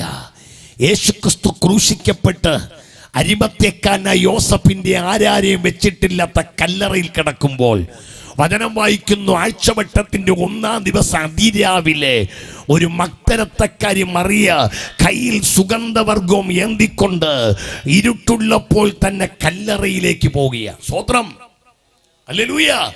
കൂടെ നടന്ന 33.5 വർഷക്കാലം കൂടെ നടന്ന പത്രോസും യാക്കോബും യോഹന്നാനും യഹൂദന്മാരെ പേടിച്ച് വീട്ടിനകത്ത് ഒളിച്ചിരിക്കുമ്പോൾ മറിയ ഒളിച്ചിരുന്നില്ല. അവൾക്ക് ഒളിക്കാൻ തോന്നിയില്ല, അവൾ പേടിച്ചില്ല. അവൾ സുഗന്ധവർഗവുമായി രാത്രിയിൽ എൻ്റെ ഭവനെ പറയുക, ഒരു 2 മണിയായപ്പോൾ വീട്ടിൽ നിന്നിറങ്ങി. ഒരു 2:30 ആയപ്പോൾ പത്രോസ് യാക്കോബും യോഹന്നാന്റെ വീട്ടിൽ വന്നു. അവൻ തട്ടി വിളിച്ചു, പത്രോസേ, യാക്കോബേ, യോഹന്നാനെ. അവർ പെട്ടെന്ന് ലൈറ്റ് ഇട്ടു. നോക്കിയപ്പോൾ മണി 2:30. അവർ ചോദിച്ചു, ആരാ ഇത്? അപ്പൊ പറഞ്ഞു, ഞാനാ, മറിയയാണ്, ഞാൻ മറിയ. ഉടനെ അവർ ചോദിച്ചു, മറിയേ, നീ എന്തിനാണ് ഈ പാതിരാത്രിയിൽ നീ ഇവിടെ വന്നത്? നീ എവിടെ പോകുക? മറിയ പറഞ്ഞു, ഞാൻ എൻ്റെ യേശുവിനെ കാണുവാൻ പോകുക. അവർ ചോദിച്ചു, ആമേ, നീ എന്തിനാ ഈ പാതിരാത്രി പോകുന്നത്? അവൾ പറഞ്ഞു, എനിക്ക് ഉറക്കമില്ല, എനിക്ക് എൻ്റെ യേശുവിനെ കാണണം, എനിക്ക് എൻ്റെ യേശുവിനെ കാണണം. ആമേ. മറിയ ചോദിച്ചു, പത്രോസേ, നിങ്ങൾ വരുന്നോ? യാക്കോബേ, നിങ്ങൾ വരുന്നോ? യോഹന്നാനെ, നിങ്ങൾ വരുന്നോ? അവര് പറഞ്ഞില്ല, ഞങ്ങൾ വരുന്നില്ല. അവൻ എന്തുകൊണ്ട് വരുന്നില്ല? അവര് പറഞ്ഞു, അവിടെ റോമ ഗവർണറായ പീലാത്തോസിന്റെ ഇമ്പീരിയൽ മുദ്ര കല്ലറയിൽ പതിപ്പിച്ചിട്ടുണ്ട്. 2 കരുത്തുള്ള കാവൽ പടയാളികൾ കല്ലറയുടെ ചുറ്റും കാവലായി നിൽക്കുന്നുണ്ട്. 3 ഒരു ആനകൾക്ക് പോലും തൊട്ടാൽ അനക്കാൻ കഴിയാത്ത വലിയ കല്ല് കല്ലറയുടെ വാതിക്കലിൽ അടച്ചു വെച്ചിട്ടുണ്ട്. തടസ്സങ്ങൾ കണ്ടിട്ട് അവര് പറഞ്ഞു, ഞങ്ങൾ വരുന്നില്ല. എന്ന മറിയ പറഞ്ഞു, നിങ്ങൾ വന്നാലും ഇല്ലെങ്കിലോ യേശുവിനെ കാണുവാൻ ഞാൻ പോകും. നമുക്ക് ചോദിക്കാം, മറിയേ, ഒന്ന് നിൽക്കാമോ? മറിയ നിൽക്ക്. ഞങ്ങൾ ചോദിക്കുക, കുമാരദാസ് ആകുന്ന ഞാൻ, മറിയേ, ആന്റിയെ, നിന്നോട് ചോദിക്കുക, എന്തുകൊണ്ട് 3.5 വർഷക്കാലം കൂടെ നടന്നവർക്കില്ലാത്ത ഒരാവേശം നിനക്കുണ്ടായി എന്നവളോട് ചോദിച്ചാൽ അവൾ പറയും, കുമാരദാസേ, അവർക്കില്ലാത്തൊരു അനുഭവം യേശുവിലൂടെ എനിക്കുണ്ട്. ഓ, മിണ്ടുന്നില്ല. സ്തോത്രം ചെയ്താട്ടെ. ഹല്ലേലൂയ. എന്താ നിനക്ക് അനുഭവം? അവള് പറയും, 1 അല്ല 2 അല്ല 3 അല്ല 7 ഭൂതങ്ങളാൽ പിടിക്കപ്പെട്ടവളായിരുന്നു ഞാൻ. എന്റെ ജീവിതം ഒരു വല്ലാത്ത ജീവിതമായിരുന്നു. ഭൂതങ്ങൾ പിടിക്കപ്പെട്ട ഞാൻ വസ്ത്രങ്ങളെല്ലാം വലിച്ചു കീറി, തലമുടിയെല്ലാം പറത്തിയിട്ട് നഖം കൊണ്ട് ശരീരത്തെ കീറി, എന്റെ ശരീരത്തിലൂടെ വരുന്ന രക്തത്തെ ഞാൻ തന്നെ നക്കി കുടിച്ച്, വീട്ടിലെ ഉപകരണങ്ങളിൽ അടിച്ചു പൊട്ടിച്ച്, വീട്ടുകാർക്കും നാട്ടുകാർക്കുമല്ല തലവേദനയായി, ഊളംപാറയ്ക്കും കുതിരവട്ടത്തിന് ഷോക്കിന് ഒന്നിനും എന്നെ വിടിവിക്കാൻ കഴിയാതെ കൈകാലുകൾ ചങ്ങലകൾ കൊണ്ട് എന്നെ ബന്ധിച്ച് മരിച്ചാൽ മതി എന്ന് പറഞ്ഞ് എന്നെ വീട്ടിനകത്ത് അടച്ചിടുമ്പോൾ ഒരു ദിവസം ഇതാ എന്റെ ഭവനത്തിലേക്ക് യേശു വരികയാണ്. ആ യേശു വന്നിട്ട് എന്നിൽ വ്യാപരിച്ചു നിന്ന ആ 7 ദുരാത്മാവിനോട് എന്നെ വിട്ട് പോകുവാൻ കൽപ്പിക്കുകയാണ്.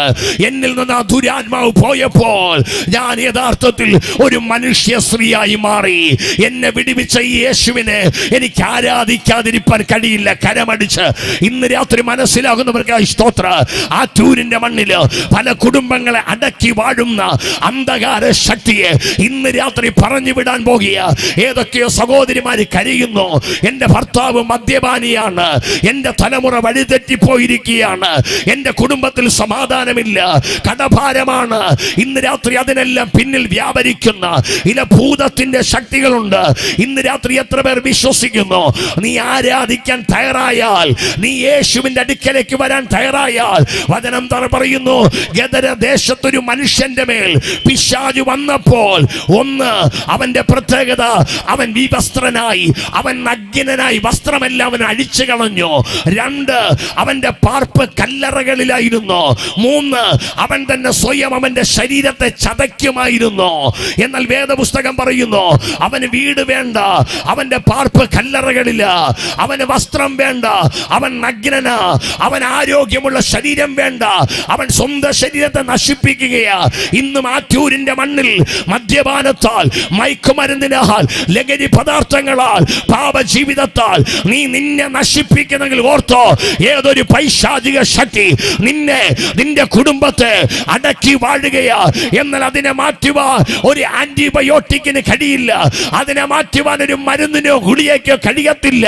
അതിനെ മാറ്റുവാൻ കഴിയുന്ന ഏക നാമമുണ്ടെങ്കിൽ എല്ലാ നാമത്തിനും മേലായ നസ്രയത്തുകാരനായ എന്റെ യേശുവിന്റെ നാമമാകയാൽ ഇന്ന് രാത്രിയിൽ ആ നാമത്തെ ആരാധിക്കുവാൻ ആഗ്രഹിക്കുന്നവർക്കായി ഞാൻ ദൈവത്തെ സ്തുതിക്കുകയാണ്.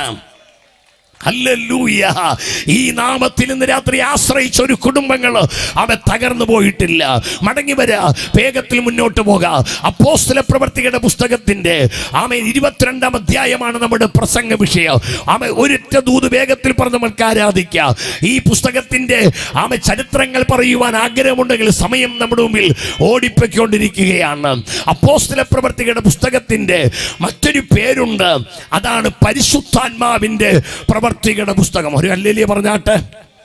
അപ്പോസ്തല പ്രവർത്തികളുടെ പുസ്തകത്തിന്റെ മറുപേരെന്തെന്ന് ചോദിച്ചാൽ നിങ്ങൾ പറയണം, ഇത് പരിശുദ്ധാത്മാവിന്റെ പ്രവർത്തികളുടെ പുസ്തകമാണ്. ഒരു ദൂത് ഞാൻ പറയാം, ഈ കാലഘട്ടം പാരമ്പര്യത്തിന്റെ കാലഘട്ടമല്ല, ഈ കാലഘട്ടം പരിശുദ്ധാത്മാവിന്റെ കാലഘട്ടമാണ്. ഒരു സ്തോത്രം ചെയ്താട്ടെ. ആറ്റൂരിൽ പാരമ്പര്യമല്ല ചലിക്കേണ്ടത്, ആറ്റൂരിൽ പരിശുദ്ധാത്മാവ് ചലിക്കണം. സ്തോത്രം ചെയ്താട്ടെ. സെരൂബാബേലിനോട് ദൈവാത്മാവ് പറഞ്ഞു, സൈന്യത്താലല്ല, ശക്തിയാലല്ല, എൻ്റെ ആത്മാവിനാൽ തന്നെ. സ്തോത്രം ചെയ്താട്ടെ.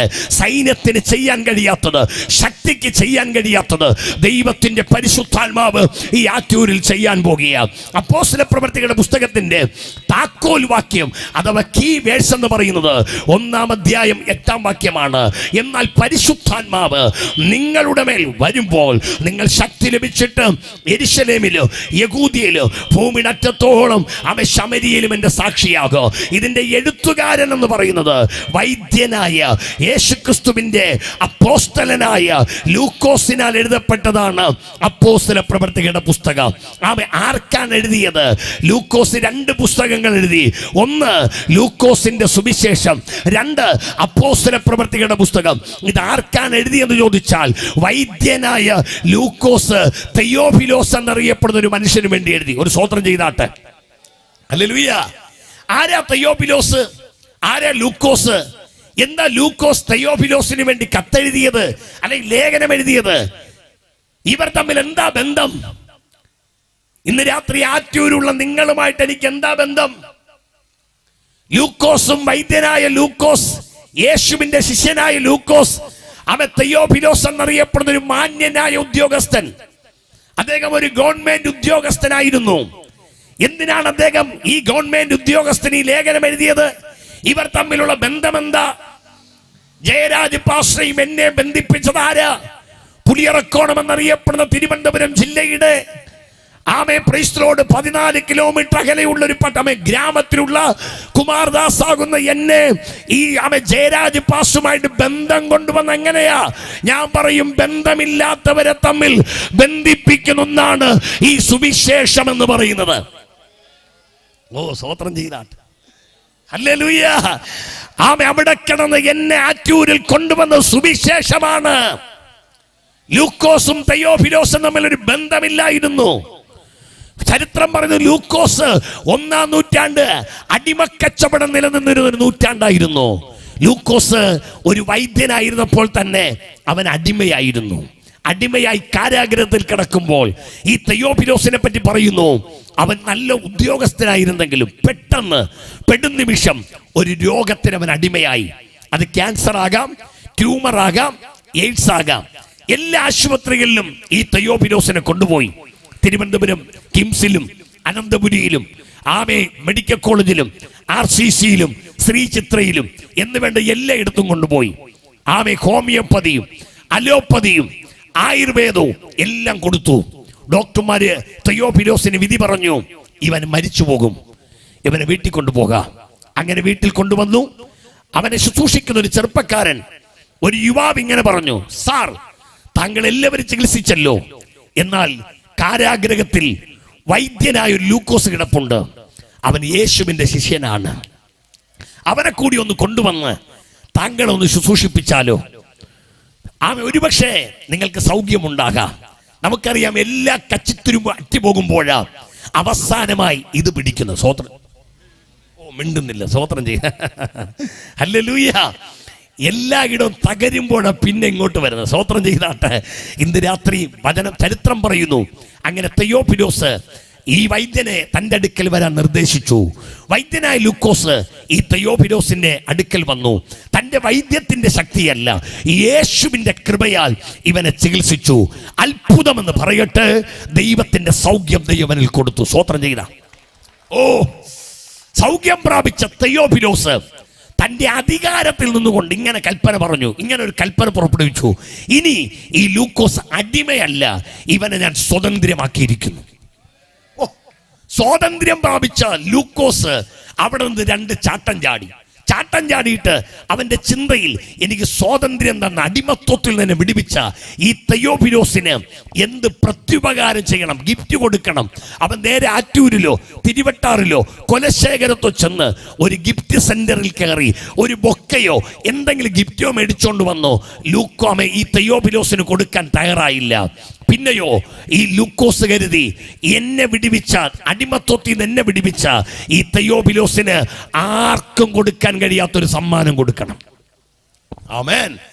ആർക്കും കൊടുക്കാൻ കഴിയാത്ത ഒരേ ഒരു സമ്മാനമുണ്ടെങ്കിൽ അത് മറ്റാരുമല്ല, നസ്രയനായ യേശുവിനെ കൊടുക്കണം. ഒരു സ്തോത്രം ചെയ്യും. മനസ്സിലാകുന്നവർക്ക് ഞാൻ ദൈവത്തെ സ്തുതിക്കുന്നു. Hallelujah. Praise the Lord.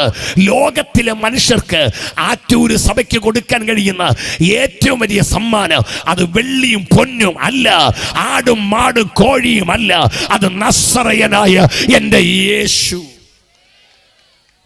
Hello, നമ്മുടെ കോളേജിലാകാം, നമ്മുടെ സ്കൂളിലാകാം, എൻ്റെ മുന്നിലിരിക്കുന്ന കൊച്ചുമക്കളെ, നിങ്ങളുടെ സഹപാഠികൾക്ക് കൊടുക്കാൻ കഴിയുന്ന ഏറ്റവും വലിയ സമ്മാനം ഈ വേദപുസ്തകമാണ്. ഒരു സ്തോത്രം ചെയ്താട്ട്. യുവത്വത്തിൽ മൊട്ടിടുന്ന അനവധി സുന്ദര സ്വപ്നങ്ങൾ പൂവണിയുന്നതിന് മുമ്പ് ശത്രു തകർത്തു കളയുന്ന ഈ കാലഘട്ടത്തിൽ നിങ്ങളുടെ സഹപാഠികൾക്ക് നിങ്ങൾക്ക് കൊടുക്കാൻ കഴിയുന്ന ഏറ്റവും വലിയ സമ്മാനം വേദപുസ്തകമാണ്, യേശുവാണ്.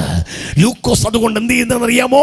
ഈ തെയോഫിലോസിന് കൊടുക്കാൻ വേണ്ടി തൻ്റെ കൈപ്പിടി കൊണ്ട് യേശുക്രിസ്തുവിൻ്റെ ജനനം, യേശുവിൻ്റെ ജീവിതം, യേശുവിൻ്റെ അത്ഭുതങ്ങൾ, യേശുക്രിസ്തുവിൻ്റെ കഷ്ടാനുഭവം, യേശുവിൻ്റെ മരണം, യേശുക്രിസ്തുവിൻ്റെ അടക്കം, യേശുവിൻ്റെ ഉയർത്തെഴുന്നേൽപ്പ് തുടങ്ങിയ 2 വാല്യങ്ങളുള്ള ലൂക്കോസിന്റെ സുവിശേഷവും അപ്പോസ്തല പ്രവർത്തികളുടെ പുസ്തകം എഴുതി വചനം പറയും, ചരിത്രം പറയുന്നു, തെയോഫിലോസിന് കൊണ്ടുകൊടുത്തു. തെയോഫിലോസ് വചനം വായിച്ചനന്തരം യേശുക്രിസ്തുവിനെ തൻ്റെ രക്ഷകനായിട്ട് സ്വീകരിച്ചു. ഓ, സ്തോത്രം ചെയ്താട്ടെ, ഹല്ലേലൂയ. അങ്ങനെയുള്ള ഈ അപ്പോസ്തല പ്രവൃത്തികളുടെ പുസ്തകം വളരെ അനുഗ്രഹിക്കപ്പെട്ടതാണ്. സമയമില്ല. 1-ാം അധ്യായത്തിൽ കാണാൻ കഴിയുന്നത് യേശുക്രിസ്തുവിൻ്റെ 2ാമത്തെ മടങ്ങി വരവ്. സ്വർഗാരോഹണം ചെയ്തു പോകുന്ന കർത്താവ് രണ്ടാമതായി മടങ്ങി വരുന്ന കാഴ്ചയാണ് കാണുന്നത്. താൻ പറയുന്നു, യെരൂശലേം പുത്രിമാരെയും നിങ്ങൾ ആകാശത്തിലേക്ക് നോക്കി നിൽക്കുന്നതെന്ത്? നിങ്ങളെ വിട്ട് സ്വർഗാരോഹണം ചെയ്ത യേശു അവൻ പോയതുപോലെ അവൻ മടങ്ങി വരും. ഇന്ന് രാത്രി ക്രിസ്ത്യാനിത്വത്തിന്റെ പ്രധാനപ്പെട്ട 2 ഏറ്റവും വലിയ കാതലാണ്. 1 യേശുവിന്റെ ഉയർത്തെഴുന്നേൽപ്പ്, 2 അവന്റെ മടങ്ങി വരവ്. ഒരു ഹല്ലേലൂയ പറഞ്ഞാട്ടെ. ഇന്ന് രാത്രി അപ്രത്യാശയുള്ള എത്ര ദൈവമക്കൾ ഇന്ന് രാത്രി ഈ ഗ്രൗണ്ടിനകത്തുണ്ട്. അവരെ ഓർത്ത് ഞാൻ ദൈവത്തെ സ്തുതിക്കുകയാണ്. 2-ാം അധ്യായത്തിലാണ് പെന്തക്കോസിന്റെ നാളിൽ സിഗിയോന്റെ മാളിക മുറിയിൽ ദൈവത്തിന്റെ പരിശുദ്ധാത്മാവ് ഇറങ്ങി വന്നത്. 3-ാം അധ്യായത്തിലാണ് മുടന്തനായ ഒരുവനെ സൗഖ്യമാക്കുന്നത്. അങ്ങനെ പറഞ്ഞു പോയ സമയമില്ല. 22-ാം അധ്യായത്തിലേക്ക് വരുമ്പോൾ പൗലൂസ് എന്നറിയപ്പെടുന്ന മനുഷ്യൻ, അവനെ 9-ാം അധ്യായത്തിൽ കാണാൻ കഴിയുന്നു. റോമിൻ പൗരത്വം ബെന്യാമിൻ ഗോത്രക്കാരനായ കോടിക്കണക്കിന്റെ സ്വത്തിന് അവകാശിയായ ഗമാലിയന്റെ കാൽക്കീഴിൽ നിന്ന് വേദഭ്യാസം പഠിച്ച പരീശന്മാരിൽ അഗ്രഗണ്യനായ റോമാ മതത്തിന്റെ മതഭ്രാന്തനായ 1-ാം നമ്പർ റൗഡിയായ നമ്പർ 1 ഗുണ്ടയായ ആരെയും വകവയ്ക്കാത്തവനായ ഒരുവനെ കാണാൻ കഴിയുന്നു 9-ാം അധ്യായത്തിൽ. അവന്റെ പേര് ശൗല്. വേദപുസ്തകം പറയുന്നു സുവിശേഷത്തിന് വിരോധിയായവൻ. എവിടെയെല്ലാം സുവിശേഷം നടക്കുന്നു അവിടെയെല്ലാം ചാണകമറിയുന്നവൻ, അവിടെയെല്ലാം പീസൂരുന്നവൻ, അവിടെയെല്ലാം പാട്ട കൊട്ടുന്നവൻ, സുവിശേഷത്തിന്റെ ദാസന്മാർക്ക് വിരോധിയായി എഴുന്നേൽക്കുന്നവൻ. വേദപുസ്തകം പറഞ്ഞൊരിക്കൽ മഹാപുരോഹിതന്മാരുടെ കയ്യിൽ നിന്ന് അധികാരത്തിന്റെ പത്രവും മേടിച്ചുകൊണ്ട് പായുന്ന പടക്കുതിരപ്പുറത്ത് ചാടിക്കയറി ദമസ്കോസിന്റെ പടിവാതിക്കലിലേക്ക് അവൻ കടന്നു പോകുക. അവന്റെ ആഗ്രഹം ക്രിസ്ത്യാനികളെ പീഡിപ്പിക്കണം എന്ന ദമസ്കോസിന്റെ പടിവാതിക്കലിൽ വെച്ച് നട്ടുച്ച നേരത്ത് സൂര്യനെക്കാളും വലിയൊരു പ്രകാശം നോക്കണമേ, ഒരു ക്യാമറയുടെ ഫ്ലാഷ് പോലെ അവന്റെ മേൽ മിന്നുവാനിടയായി. വെട്ടിയിട്ട ഒരു വാഴയെ പോലെ ഒരു പൊതിക്കെട്ട് വന്ന് താഴെ വീഴുന്നത് പോലെ അവൻ വന്ന് താഴെ വീണു. വീണ് കിടക്കുന്നവനെ നോക്കിക്കൊണ്ട് തമ്പുരാൻ വിളിച്ചു ചോദിച്ചു, ശൗലേ ശൗലേ, നീ എന്നെ ഉപദ്രവിക്കുന്നത് എന്ത്? ഈ ശബ്ദം കേട്ടപ്പോൾ അവൻ ചോദിക്കുന്ന ഒരു ചോദ്യമാണ്, നീ ആരാണ് കർത്താവേ? സ്തോത്രം ചെയ്താട്ടെ. ഹല്ലേലൂയ. ഞാൻ ഇങ്ങനെ പറയാറുണ്ട്, ശൗലേ, യേശു ആരെന്ന് നിനക്കറിയില്ലെങ്കിൽ അവനെതിരെ നീ പോകാൻ പാടില്ലായിരുന്നു. സ്വോത്രം ചെയ്താട്ടെ. ഹല്ലേലൂയ. യേശു ആരെന്ന് നിനക്കറിയില്ലെങ്കിൽ അവനെതിരെ നീ ശബ്ദമുയർത്താൻ പാടില്ലായിരുന്നു. ഇന്ന് സുവിശേഷത്തിനെതിരെ ശബ്ദമുയർത്തുന്നവർ, ഇന്ന് സുവിശേഷത്തിന് എതിരെ നിൽക്കുന്നവർക്ക് യേശു ആരെന്നറിയത്തില്ല. യേശു ആരെന്നറിയുന്നവർ ഈ സുവിശേഷത്തിന് വിരോധമായി എഴുന്നേൽക്കത്തില്ല. ഇന്ന് രാത്രി ആ ചൂരിന്റെ മണ്ണിൽ സുവിശേഷത്തെ തച്ചുടയ്ക്കുവാൻ കച്ചകെട്ടിറങ്ങി ആരെങ്കിലും ഉണ്ടെങ്കിൽ വിളിച്ചു പറയട്ടെ, നിനക്ക് തെറ്റിപ്പോയി, നീ തുടരുത്. ഇത് തീക്കളിയാണ്. ഇത് തൊട്ടവരെല്ലാം പൊള്ളിപ്പോയിട്ടുണ്ട്. സുവിശേഷത്തിലേക്ക് വാ, ഇത് നിന്നെ ഉയർത്തുവാൻ പോകുകയാണ്. ഹല്ലേലൂയ. 2, അവൻ യേശുവിനോട് പറഞ്ഞു, നീ ഉപദ്രവിക്കുന്ന യേശുവാണ് ഞാൻ. അപ്പോൾ അവൻ ചോദിക്കുകയാണ്, യേശുവേ ഞാൻ എന്ത് ചെയ്യണം? ഒന്നവൻ ചോദിച്ചു, നീ ആരാണ് കർത്താവേ? ആറ്റൂരിൽ ഇന്ന് രാത്രി ഒറ്റ വാക്കിൽ യേശു ആരാണെന്ന് ഞാൻ പറയുവാൻ പോകുക. എത്ര തന്നെ വർണ്ണിച്ചാലും മതി വരാത്തൊരുവനാ എൻ്റെ യേശു. എനിക്കെൻ്റെ യേശു എല്ലാമാണ്. യേശു എൻ്റെ സങ്കേതമാ, യേശു എൻ്റെ കോട്ടയാ, യേശു എൻ്റെ പ്രാണനാഥന, അവൻ എൻ്റെ അത്യുന്നതന, അവൻ എൻ്റെ മറവിടമാ, അവൻ എൻ്റെ രക്ഷയ, അവൻ എൻ്റെ വെളിച്ചമാ, അവൻ എൻ്റെ സഹായമാ, അവൻ എൻ്റെ ഗോപുരവും ബലവുമാ. എൻ്റെ യേശു എനിക്കെല്ലാമാ. എങ്കിലും ഇന്ന് രാത്രിയിൽ പ്രധാനപ്പെട്ട ചില പോയിന്റുകൾ പറഞ്ഞ് പ്രാർത്ഥിക്കുക. ഒന്ന്, യേശു ആരാണ്? ആരൊക്കെ ചോദിക്കുന്നു, കുമാർദാസ് പാസ്റ്റേ നിങ്ങൾ പ്രസംഗിക്കുന്ന യേശു ആര്? ഞാൻ പറയാം. ഒന്ന്, യേശു ക്രിസ്തു പാപത്തിൽ നിന്ന് മനുഷ്യനെ രക്ഷിക്കാൻ വന്ന രക്ഷകനാണ് എൻ്റെ യേശു. കരമുയർത്തൊരു ഹല്ലേലൂയ പറഞ്ഞാട്ടെ. ആമേൻ. മത്തായി സുവിശേഷം, സമയമില്ല, 1-ാം അധ്യായം അതിന്റെ 21-ാം വാക്യം പറയുന്നു, അവൾ ഒരു മകനെ പ്രസവിക്കുക, അവൻ തന്റെ ജനത്തെ അവരുടെ പാപത്തിൽ നിന്ന് രക്ഷിപ്പാനിരിക്കൊണ്ട് നീ അവന് യേശു എന്ന് പേരിടേണ. ആറ്റൂരിൽ നിന്ന് രാത്രിയിൽ ഈ ശബ്ദം കേൾക്കുന്ന സ്നേഹിത, യേശു ലോകത്തിൽ വന്നതിന്റെ പരമപ്രധാനമായ ലക്ഷ്യമെന്ന് പറയുന്നത് പാപത്തിൽ കിടക്കുന്ന മനുഷ്യനെ പാപത്തിൽ നിന്ന് വീണ്ടെടുത്ത് അവനെ നിത്യതയിലേക്ക് കൊണ്ടെത്തിക്കുക എന്നുള്ളതാ യേശുവിന്റെ ഏക ലക്ഷ്യം. സ്തോത്രം. മനുഷ്യൻ പാപിയാണ്. ഹലോ, മനുഷ്യൻ പാപിയാണ്.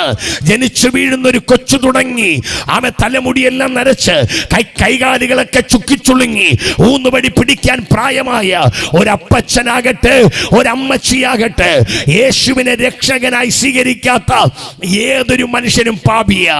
അയ്യോ, ആരോ എന്നോട് ചോദിക്കുന്നുണ്ട്, കുമാർദാസ് നീ എന്താ പറയുന്നേ?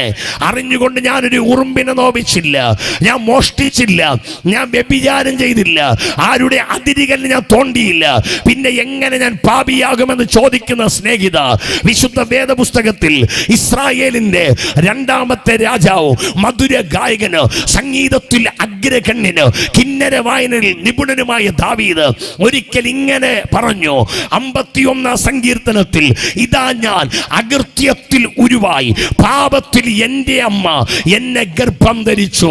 ദാവീദ് പറഞ്ഞത്, ഞാൻ എപ്പോഴാ പാപിയായത്? 10ാം ക്ലാസ്സിൽ പഠിക്കുമ്പോഴല്ല, ജോലി കിട്ടിയപ്പോഴല്ല, ബിസിനസ് തുടങ്ങിയപ്പോഴല്ല, കല്യാണം കഴിഞ്ഞപ്പോഴല്ല ഞാൻ പാപിയായത്. എൻ്റെ അമ്മയുടെ ഉദരത്തിലിരിക്കുമ്പോൾ തന്നെ ഞാൻ പാപിയായി. മനസ്സിലാകുന്ന ഒരു ഹല്ലേലൂയ പറഞ്ഞേ, ശക്തിയോടെ പറഞ്ഞേ, ആ കരമൊന്ന് ഉയർത്തിപ്പിടിച്ച് പറഞ്ഞേ, ഓ ഹല്ലേലൂയ. എൻ്റെ അമ്മയുടെ ഉദരത്തിലിരിക്കുമ്പോൾ ഞാൻ പാപി. എങ്ങനെയാ ദാവീദ് നിന്റെ അമ്മയുടെ ഉദരത്തിൽ വെച്ച് നീ പാപിയായത്? ദാവീദ് പറയും, സമയമില്ല, റോമാലേഖന 5:19 പറയുന്നു, ഏക മനുഷ്യന്റെ അനുസരണക്കേടിനാൽ അനേകർ പാപികളായി തീർന്നു. നിങ്ങൾക്കറിയാം, ഏതാൻ തോട്ടത്തിൽ വെച്ച് ദൈവം മനുഷ്യനെ സൃഷ്ടിച്ചു. ഒരു നല്ല ഹല്ലേലൂയ പറഞ്ഞാട്ടെ. ആമേ. ദൈവം ലോകത്തിന്റെ സകല ചരാചരങ്ങളെ സൃഷ്ടിച്ചു. ആമേ. സകലത്തെ സൃഷ്ടിച്ചത് 6ാമത്തെ ദിവസം ദൈവം മനുഷ്യനെ സൃഷ്ടിച്ചു.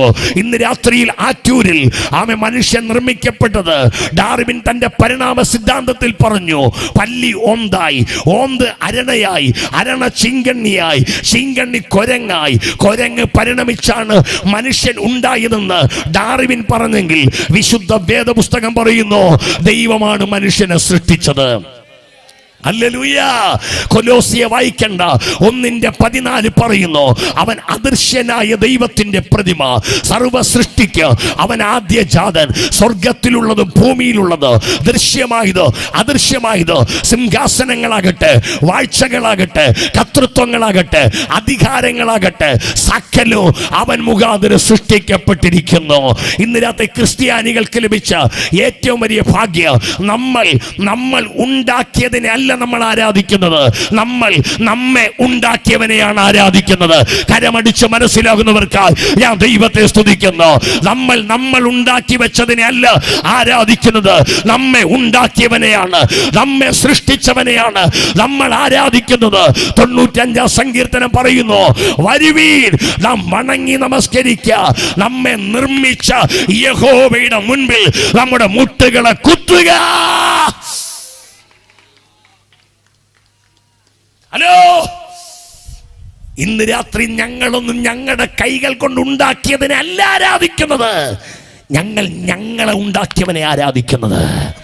ആറ്റൂരേ, നീ ഉണ്ടാക്കിയതിനെ അല്ല നീ ആരാധിക്കേണ്ടതിന്, നീ ഉണ്ടാക്കിയതിനെ അല്ല നീ ആരാധിക്കേണ്ടത്, നിന്നെ ഉണ്ടാക്കിയവരെയാണ് നീ ആരാധിക്കേണ്ടതെന്ന്.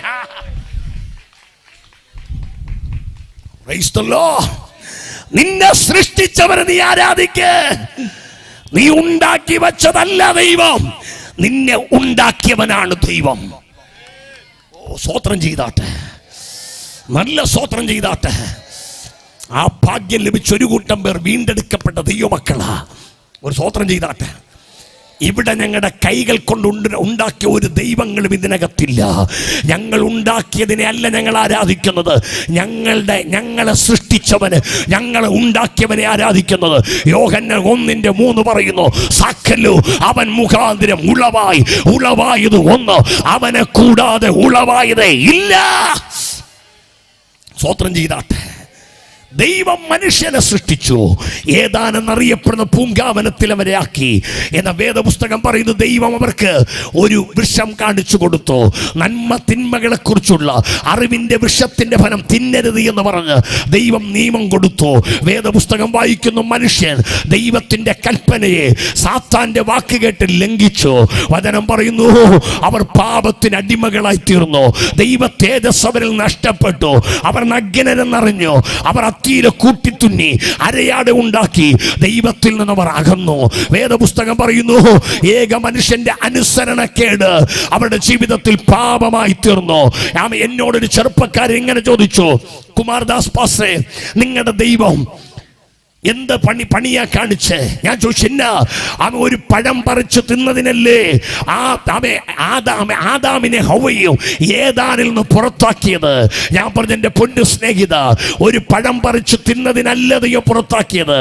ദൈവം തിന്നരുത് എന്ന് പറഞ്ഞ ഫലം അവർ തിന്നു. അത് അനുസരണക്കേടാ. ഒരു സ്തോത്രം ചെയ്താട്ടെ. ദൈവം എന്താണോ അരുതു എന്ന് പറയുന്നത്, നീ അത് ചെയ്താൽ അത് പാപമാണ്. വചനം പറയുന്നു, വിഗ്രഹത്തെ ഉണ്ടാക്കുകയോ പ്രൈസ്തവയെ നമസ്കരിക്കുകയോ ചെയ്യരുത് എന്ന് വേദപുസ്തകം പറയുമ്പോൾ, നീ അത് ചെയ്താൽ അത് പാപമാണ്. കൊല ചെയ്യരുതെന്ന് പറയുമ്പോൾ, മോഷ്ടിക്കരുതെന്ന് പറയുമ്പോൾ, പിടിച്ചു പറിക്കരുതെന്ന് പറയുമ്പോൾ, നീ അത് ചെയ്താൽ അത് പാപമാ. Praise the Lord. ദൈവം അരുത് എന്ന് പറയുന്നതിന് നീ ചെയ്താൽ പാപമാ. വേദപുസ്തകം പറഞ്ഞു, പെട്ടെന്ന് പറയാ, മനുഷ്യ ജീവിതത്തിൽ പാപം വന്നു, അവൻ ദൈവവുമായിട്ട് അകന്നു. മനുഷ്യന് ദൈവവുമായിട്ട് ബന്ധം ചെയ്യാൻ പഴയ നിയമത്തിൽ പലവിധമായ യാഗങ്ങൾ കഴിപ്പാനിടയായി. മൃഗങ്ങളെ കൊണ്ടുവന്ന് മൃഗങ്ങളെ അറുത്ത് അതിൻ്റെ രക്തത്തെ വചനം പറയുന്നു തളിച്ച് അത് ഒഴിച്ച് അവർ പലവിധമായ പാപങ്ങൾ ചെയ്തു, യാഗങ്ങൾ ചെയ്തു. പക്ഷേ ആ യാഗങ്ങൾക്കൊന്നും മനുഷ്യന്റെ പാപത്തെ മായ്ക്കാൻ കഴിഞ്ഞില്ല.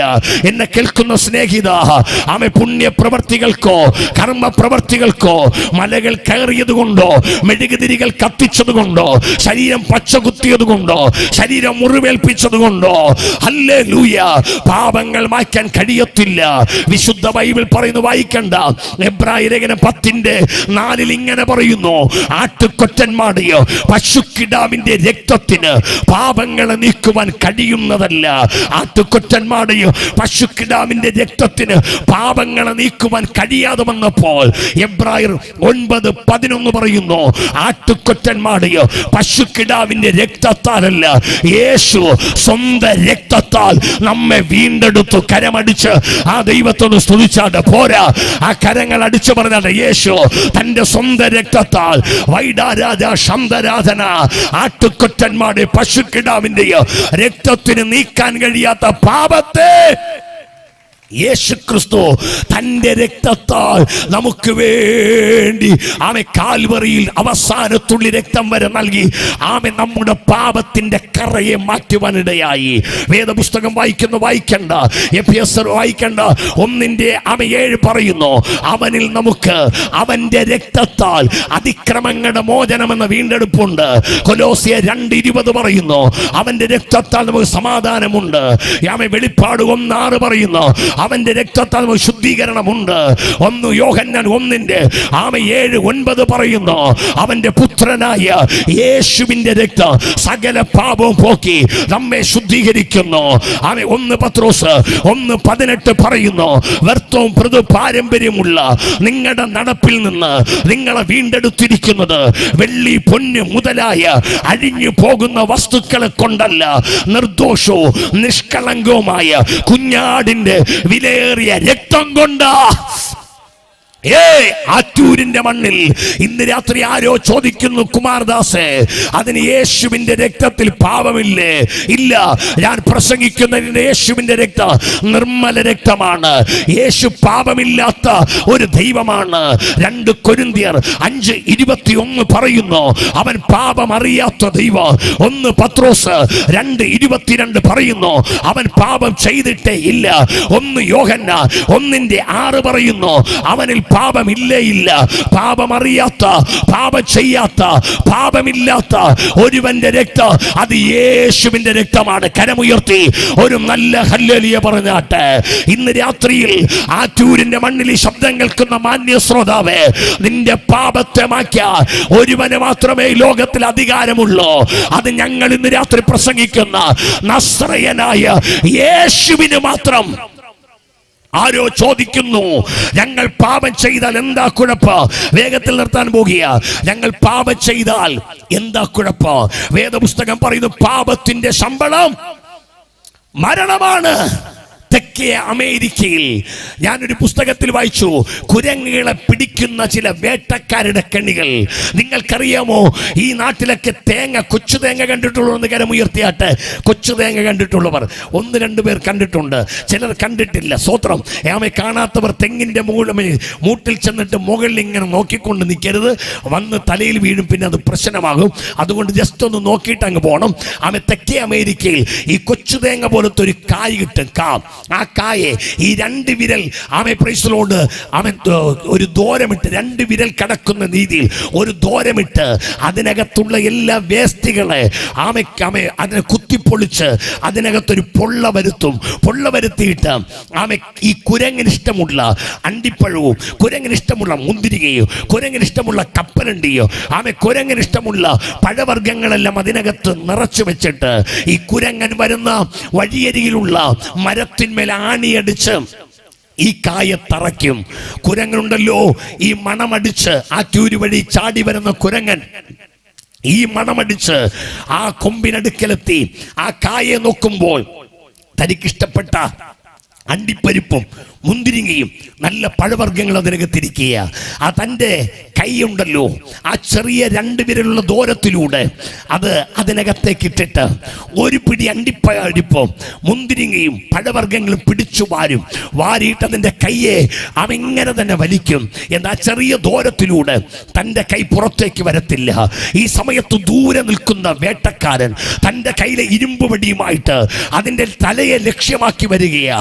നമുക്ക് ആ കുരങ്ങനോട് പറയാം, കുരങ്ങേ, നിന്റെ ഒരു നിമിഷത്തെ സുഖത്തിന് വേണ്ടി, ഒരു നിമിഷത്തെ നിന്റെ ഒരു സന്തോഷത്തിന് വേണ്ടി നീ പിടിച്ചു വച്ചിരിക്കുന്ന ആ പഴവർഗ്ഗത്തെ, ആ സുഖത്തെ ഒന്ന് വിട്ടാൽ നിന്റെ കൈ നിസ്സാരം പോലെ നിനക്ക് ഊരി നിനക്ക് രക്ഷപ്പെടാമെന്ന് പറഞ്ഞാലോ അത് വിടത്തില്ല.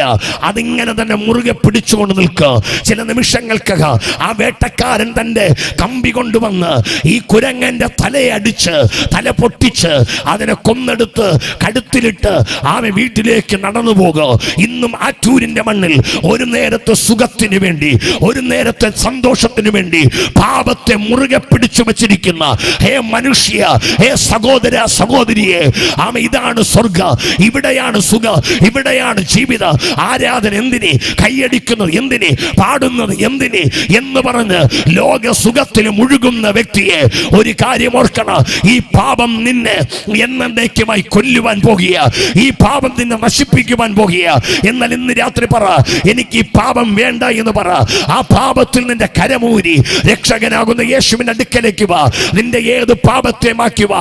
യേശു ഇന്ന് രാത്രി നിന്റെ അരികിലേക്ക് ഇറങ്ങി വരികയാ.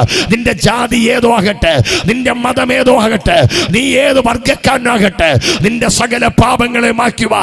യേശുവിന് കഴിയുക. എത്ര പേര് ഇന്ന് രാത്രി വിശ്വസിക്കുന്നു യേശു ക്രിസ്തുവിന്റെ രക്തം, കാൽവറിയിൽ അവസാനത്തുള്ളി രക്തം നമുക്ക് വേണ്ടി വലിയവൻ നൽകിയത് നമ്മുടെ പാപത്തിന്റെ മോചനത്തിനു വേണ്ടിയാ. ആ ഉറപ്പുള്ളവർ മാത്രമൊന്ന് വേഗത്തിൽ എഴുന്നേറ്റ് നിന്നാട്ട്. അടഗതര ഹസ്തരാധന, എന്റെ പാപത്തിന്റെ പരിഹാരത്തിനു വേണ്ടിയാ കാൽവരി കുരിശിൽ അവന്റെ രക്തം ചൊരിഞ്ഞതെന്ന് വിശ്വസിക്കുന്ന എത്ര ദൈവമക്കൾ ഇന്ന് രാത്രി ഇതിനകത്തുണ്ട്. നിന്റെ ഏത് പാപത്തെയും മാറ്റുവാൻ എന്റെ യേശുവിന് കഴിയും. വേദപുസ്തകം പറയുന്നു, വ്യഭിചാരത്തിൽ പിടിക്കപ്പെട്ട് കല്ലെറിഞ്ഞ് കൊല്ലുവാൻ വേണ്ടി അവൻ പരീശന്മാര്, വചനം പറയുന്നു ന്യായശാസ്ത്രിമാരും കൂടി ഒരു സ്ത്രീയെ കൊണ്ടുവരികയാ. വചനം പറയുന്നു അവളെ വ്യഭിചാരത്തിൽ പിടിക്കപ്പെട്ടവളാ. അവൾക്ക് വേണ്ടി മോശയുടെ ന്യായപ്രമാണ പ്രകാരം അവളെ കല്ലെറിഞ്ഞ് കൊല്ലുകയാണ്. അവൻ യേശുവിന്റെ അടുക്കൽ കൊണ്ടുവന്നിട്ട് ചോദിക്കുന്നു, യേശുവേ ഇവളെ എന്ത് ചെയ്യണം? മോശയുടെ ന്യായപ്രമാണം പറയുന്നു ഇവളെ കല്ലെറിഞ്ഞു കൊല്ലണം എന്ന്. യേശു പറഞ്ഞു, നിങ്ങളിൽ പാപമില്ലാത്തവൻ ആദ്യം ഇവിടെ കല്ലെറിയട്ടെ. നോക്കണമേ, അവൻ കല്ലെറിഞ്ഞു കൊല്ലുവാൻ വേണ്ടി വന്നവരല്ല. അവളെ വിട്ടു പോകുമ്പോൾ ഇതാ രക്ഷകനാകുന്ന യേശുവിന്റെ മുമ്പിൽ അവൾ പൊട്ടിക്കരയുകയാണ്. അയ്യോ യേശുവേ, എന്നെ കൊല്ലുവാൻ വന്നവരുടെ നടുവിൽ എന്നെ രക്ഷിച്ചവനെ, എന്നെ വിടുവിച്ചവനെ, എന്റെ പാപത്തെ കഴുകിയവനെ.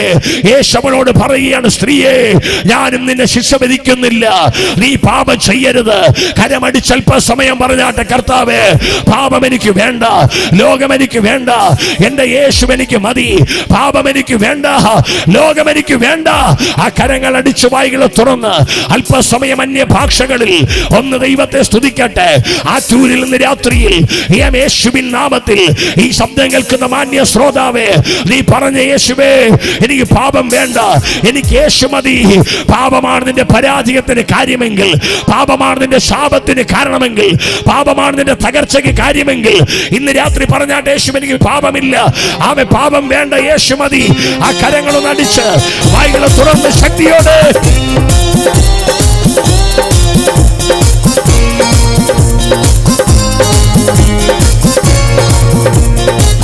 ആ കരങ്ങളടിച്ച് വായി തുറന്ന് ശക്തിയോടെ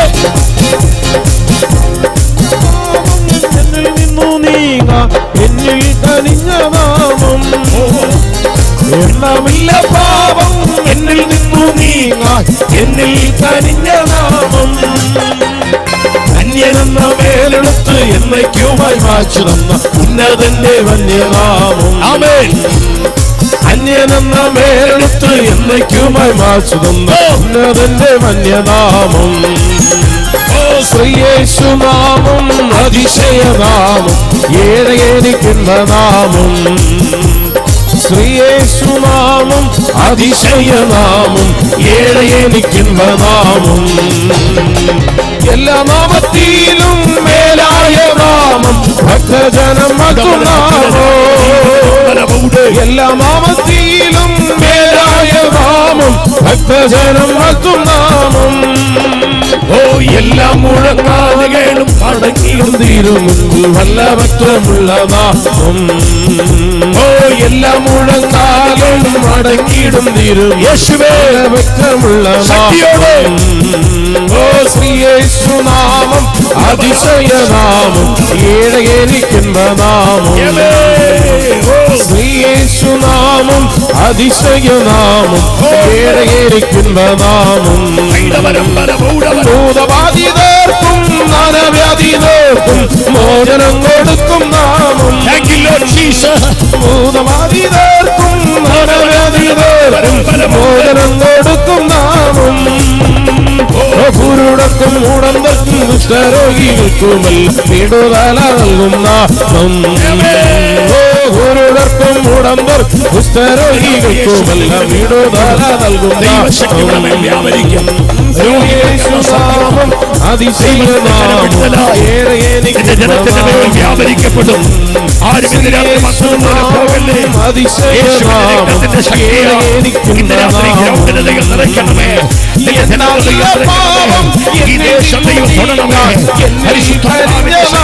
കരങ്ങളിൽ എല്ലാവരുമായി ശക്തിയോടെ പാടി ആരാധിക്കട്ടെ. ആ പാപത്തിന്റെ രോഗത്തിന്റെ ബന്ധനം അടിയട്ടെ, അന്ധകാരത്തിന്റെ കണ്ണുകൾ അടിയട്ടെ.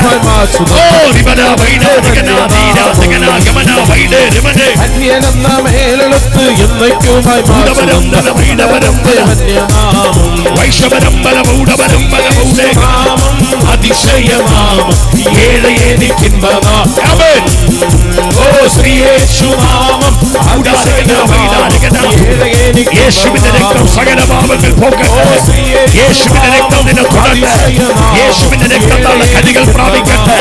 നിന്റെ പേര് ജീവന്റെ പുസ്തകത്തിൽ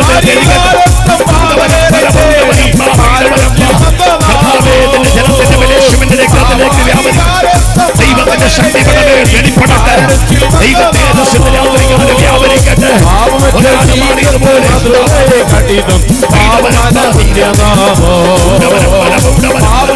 ജീവിതത്തിൽ മധുരയെ കട്ടിത്തുന്ന പാവന പുണ്യത ഓ ശ്രീയേശുനാമം അതിശയനാമം ഏഴയനിക്കുന്ന നാമം ശ്രീയേശുനാമം അതിശയനാമം ഏഴയനിക്കുന്ന നാമം ശ്രീയേശുനാമം അതിശയനാമം ഏഴയനിക്കുന്ന നാമം ഓ ശ്രീയേശുനാമം അതിശയനാമം ഏഴയനിക്കുന്ന നാമം ഓ ശ്രീയേശുനാമം അതിശയനാമം ഏഴയനിക്കുന്ന ഓ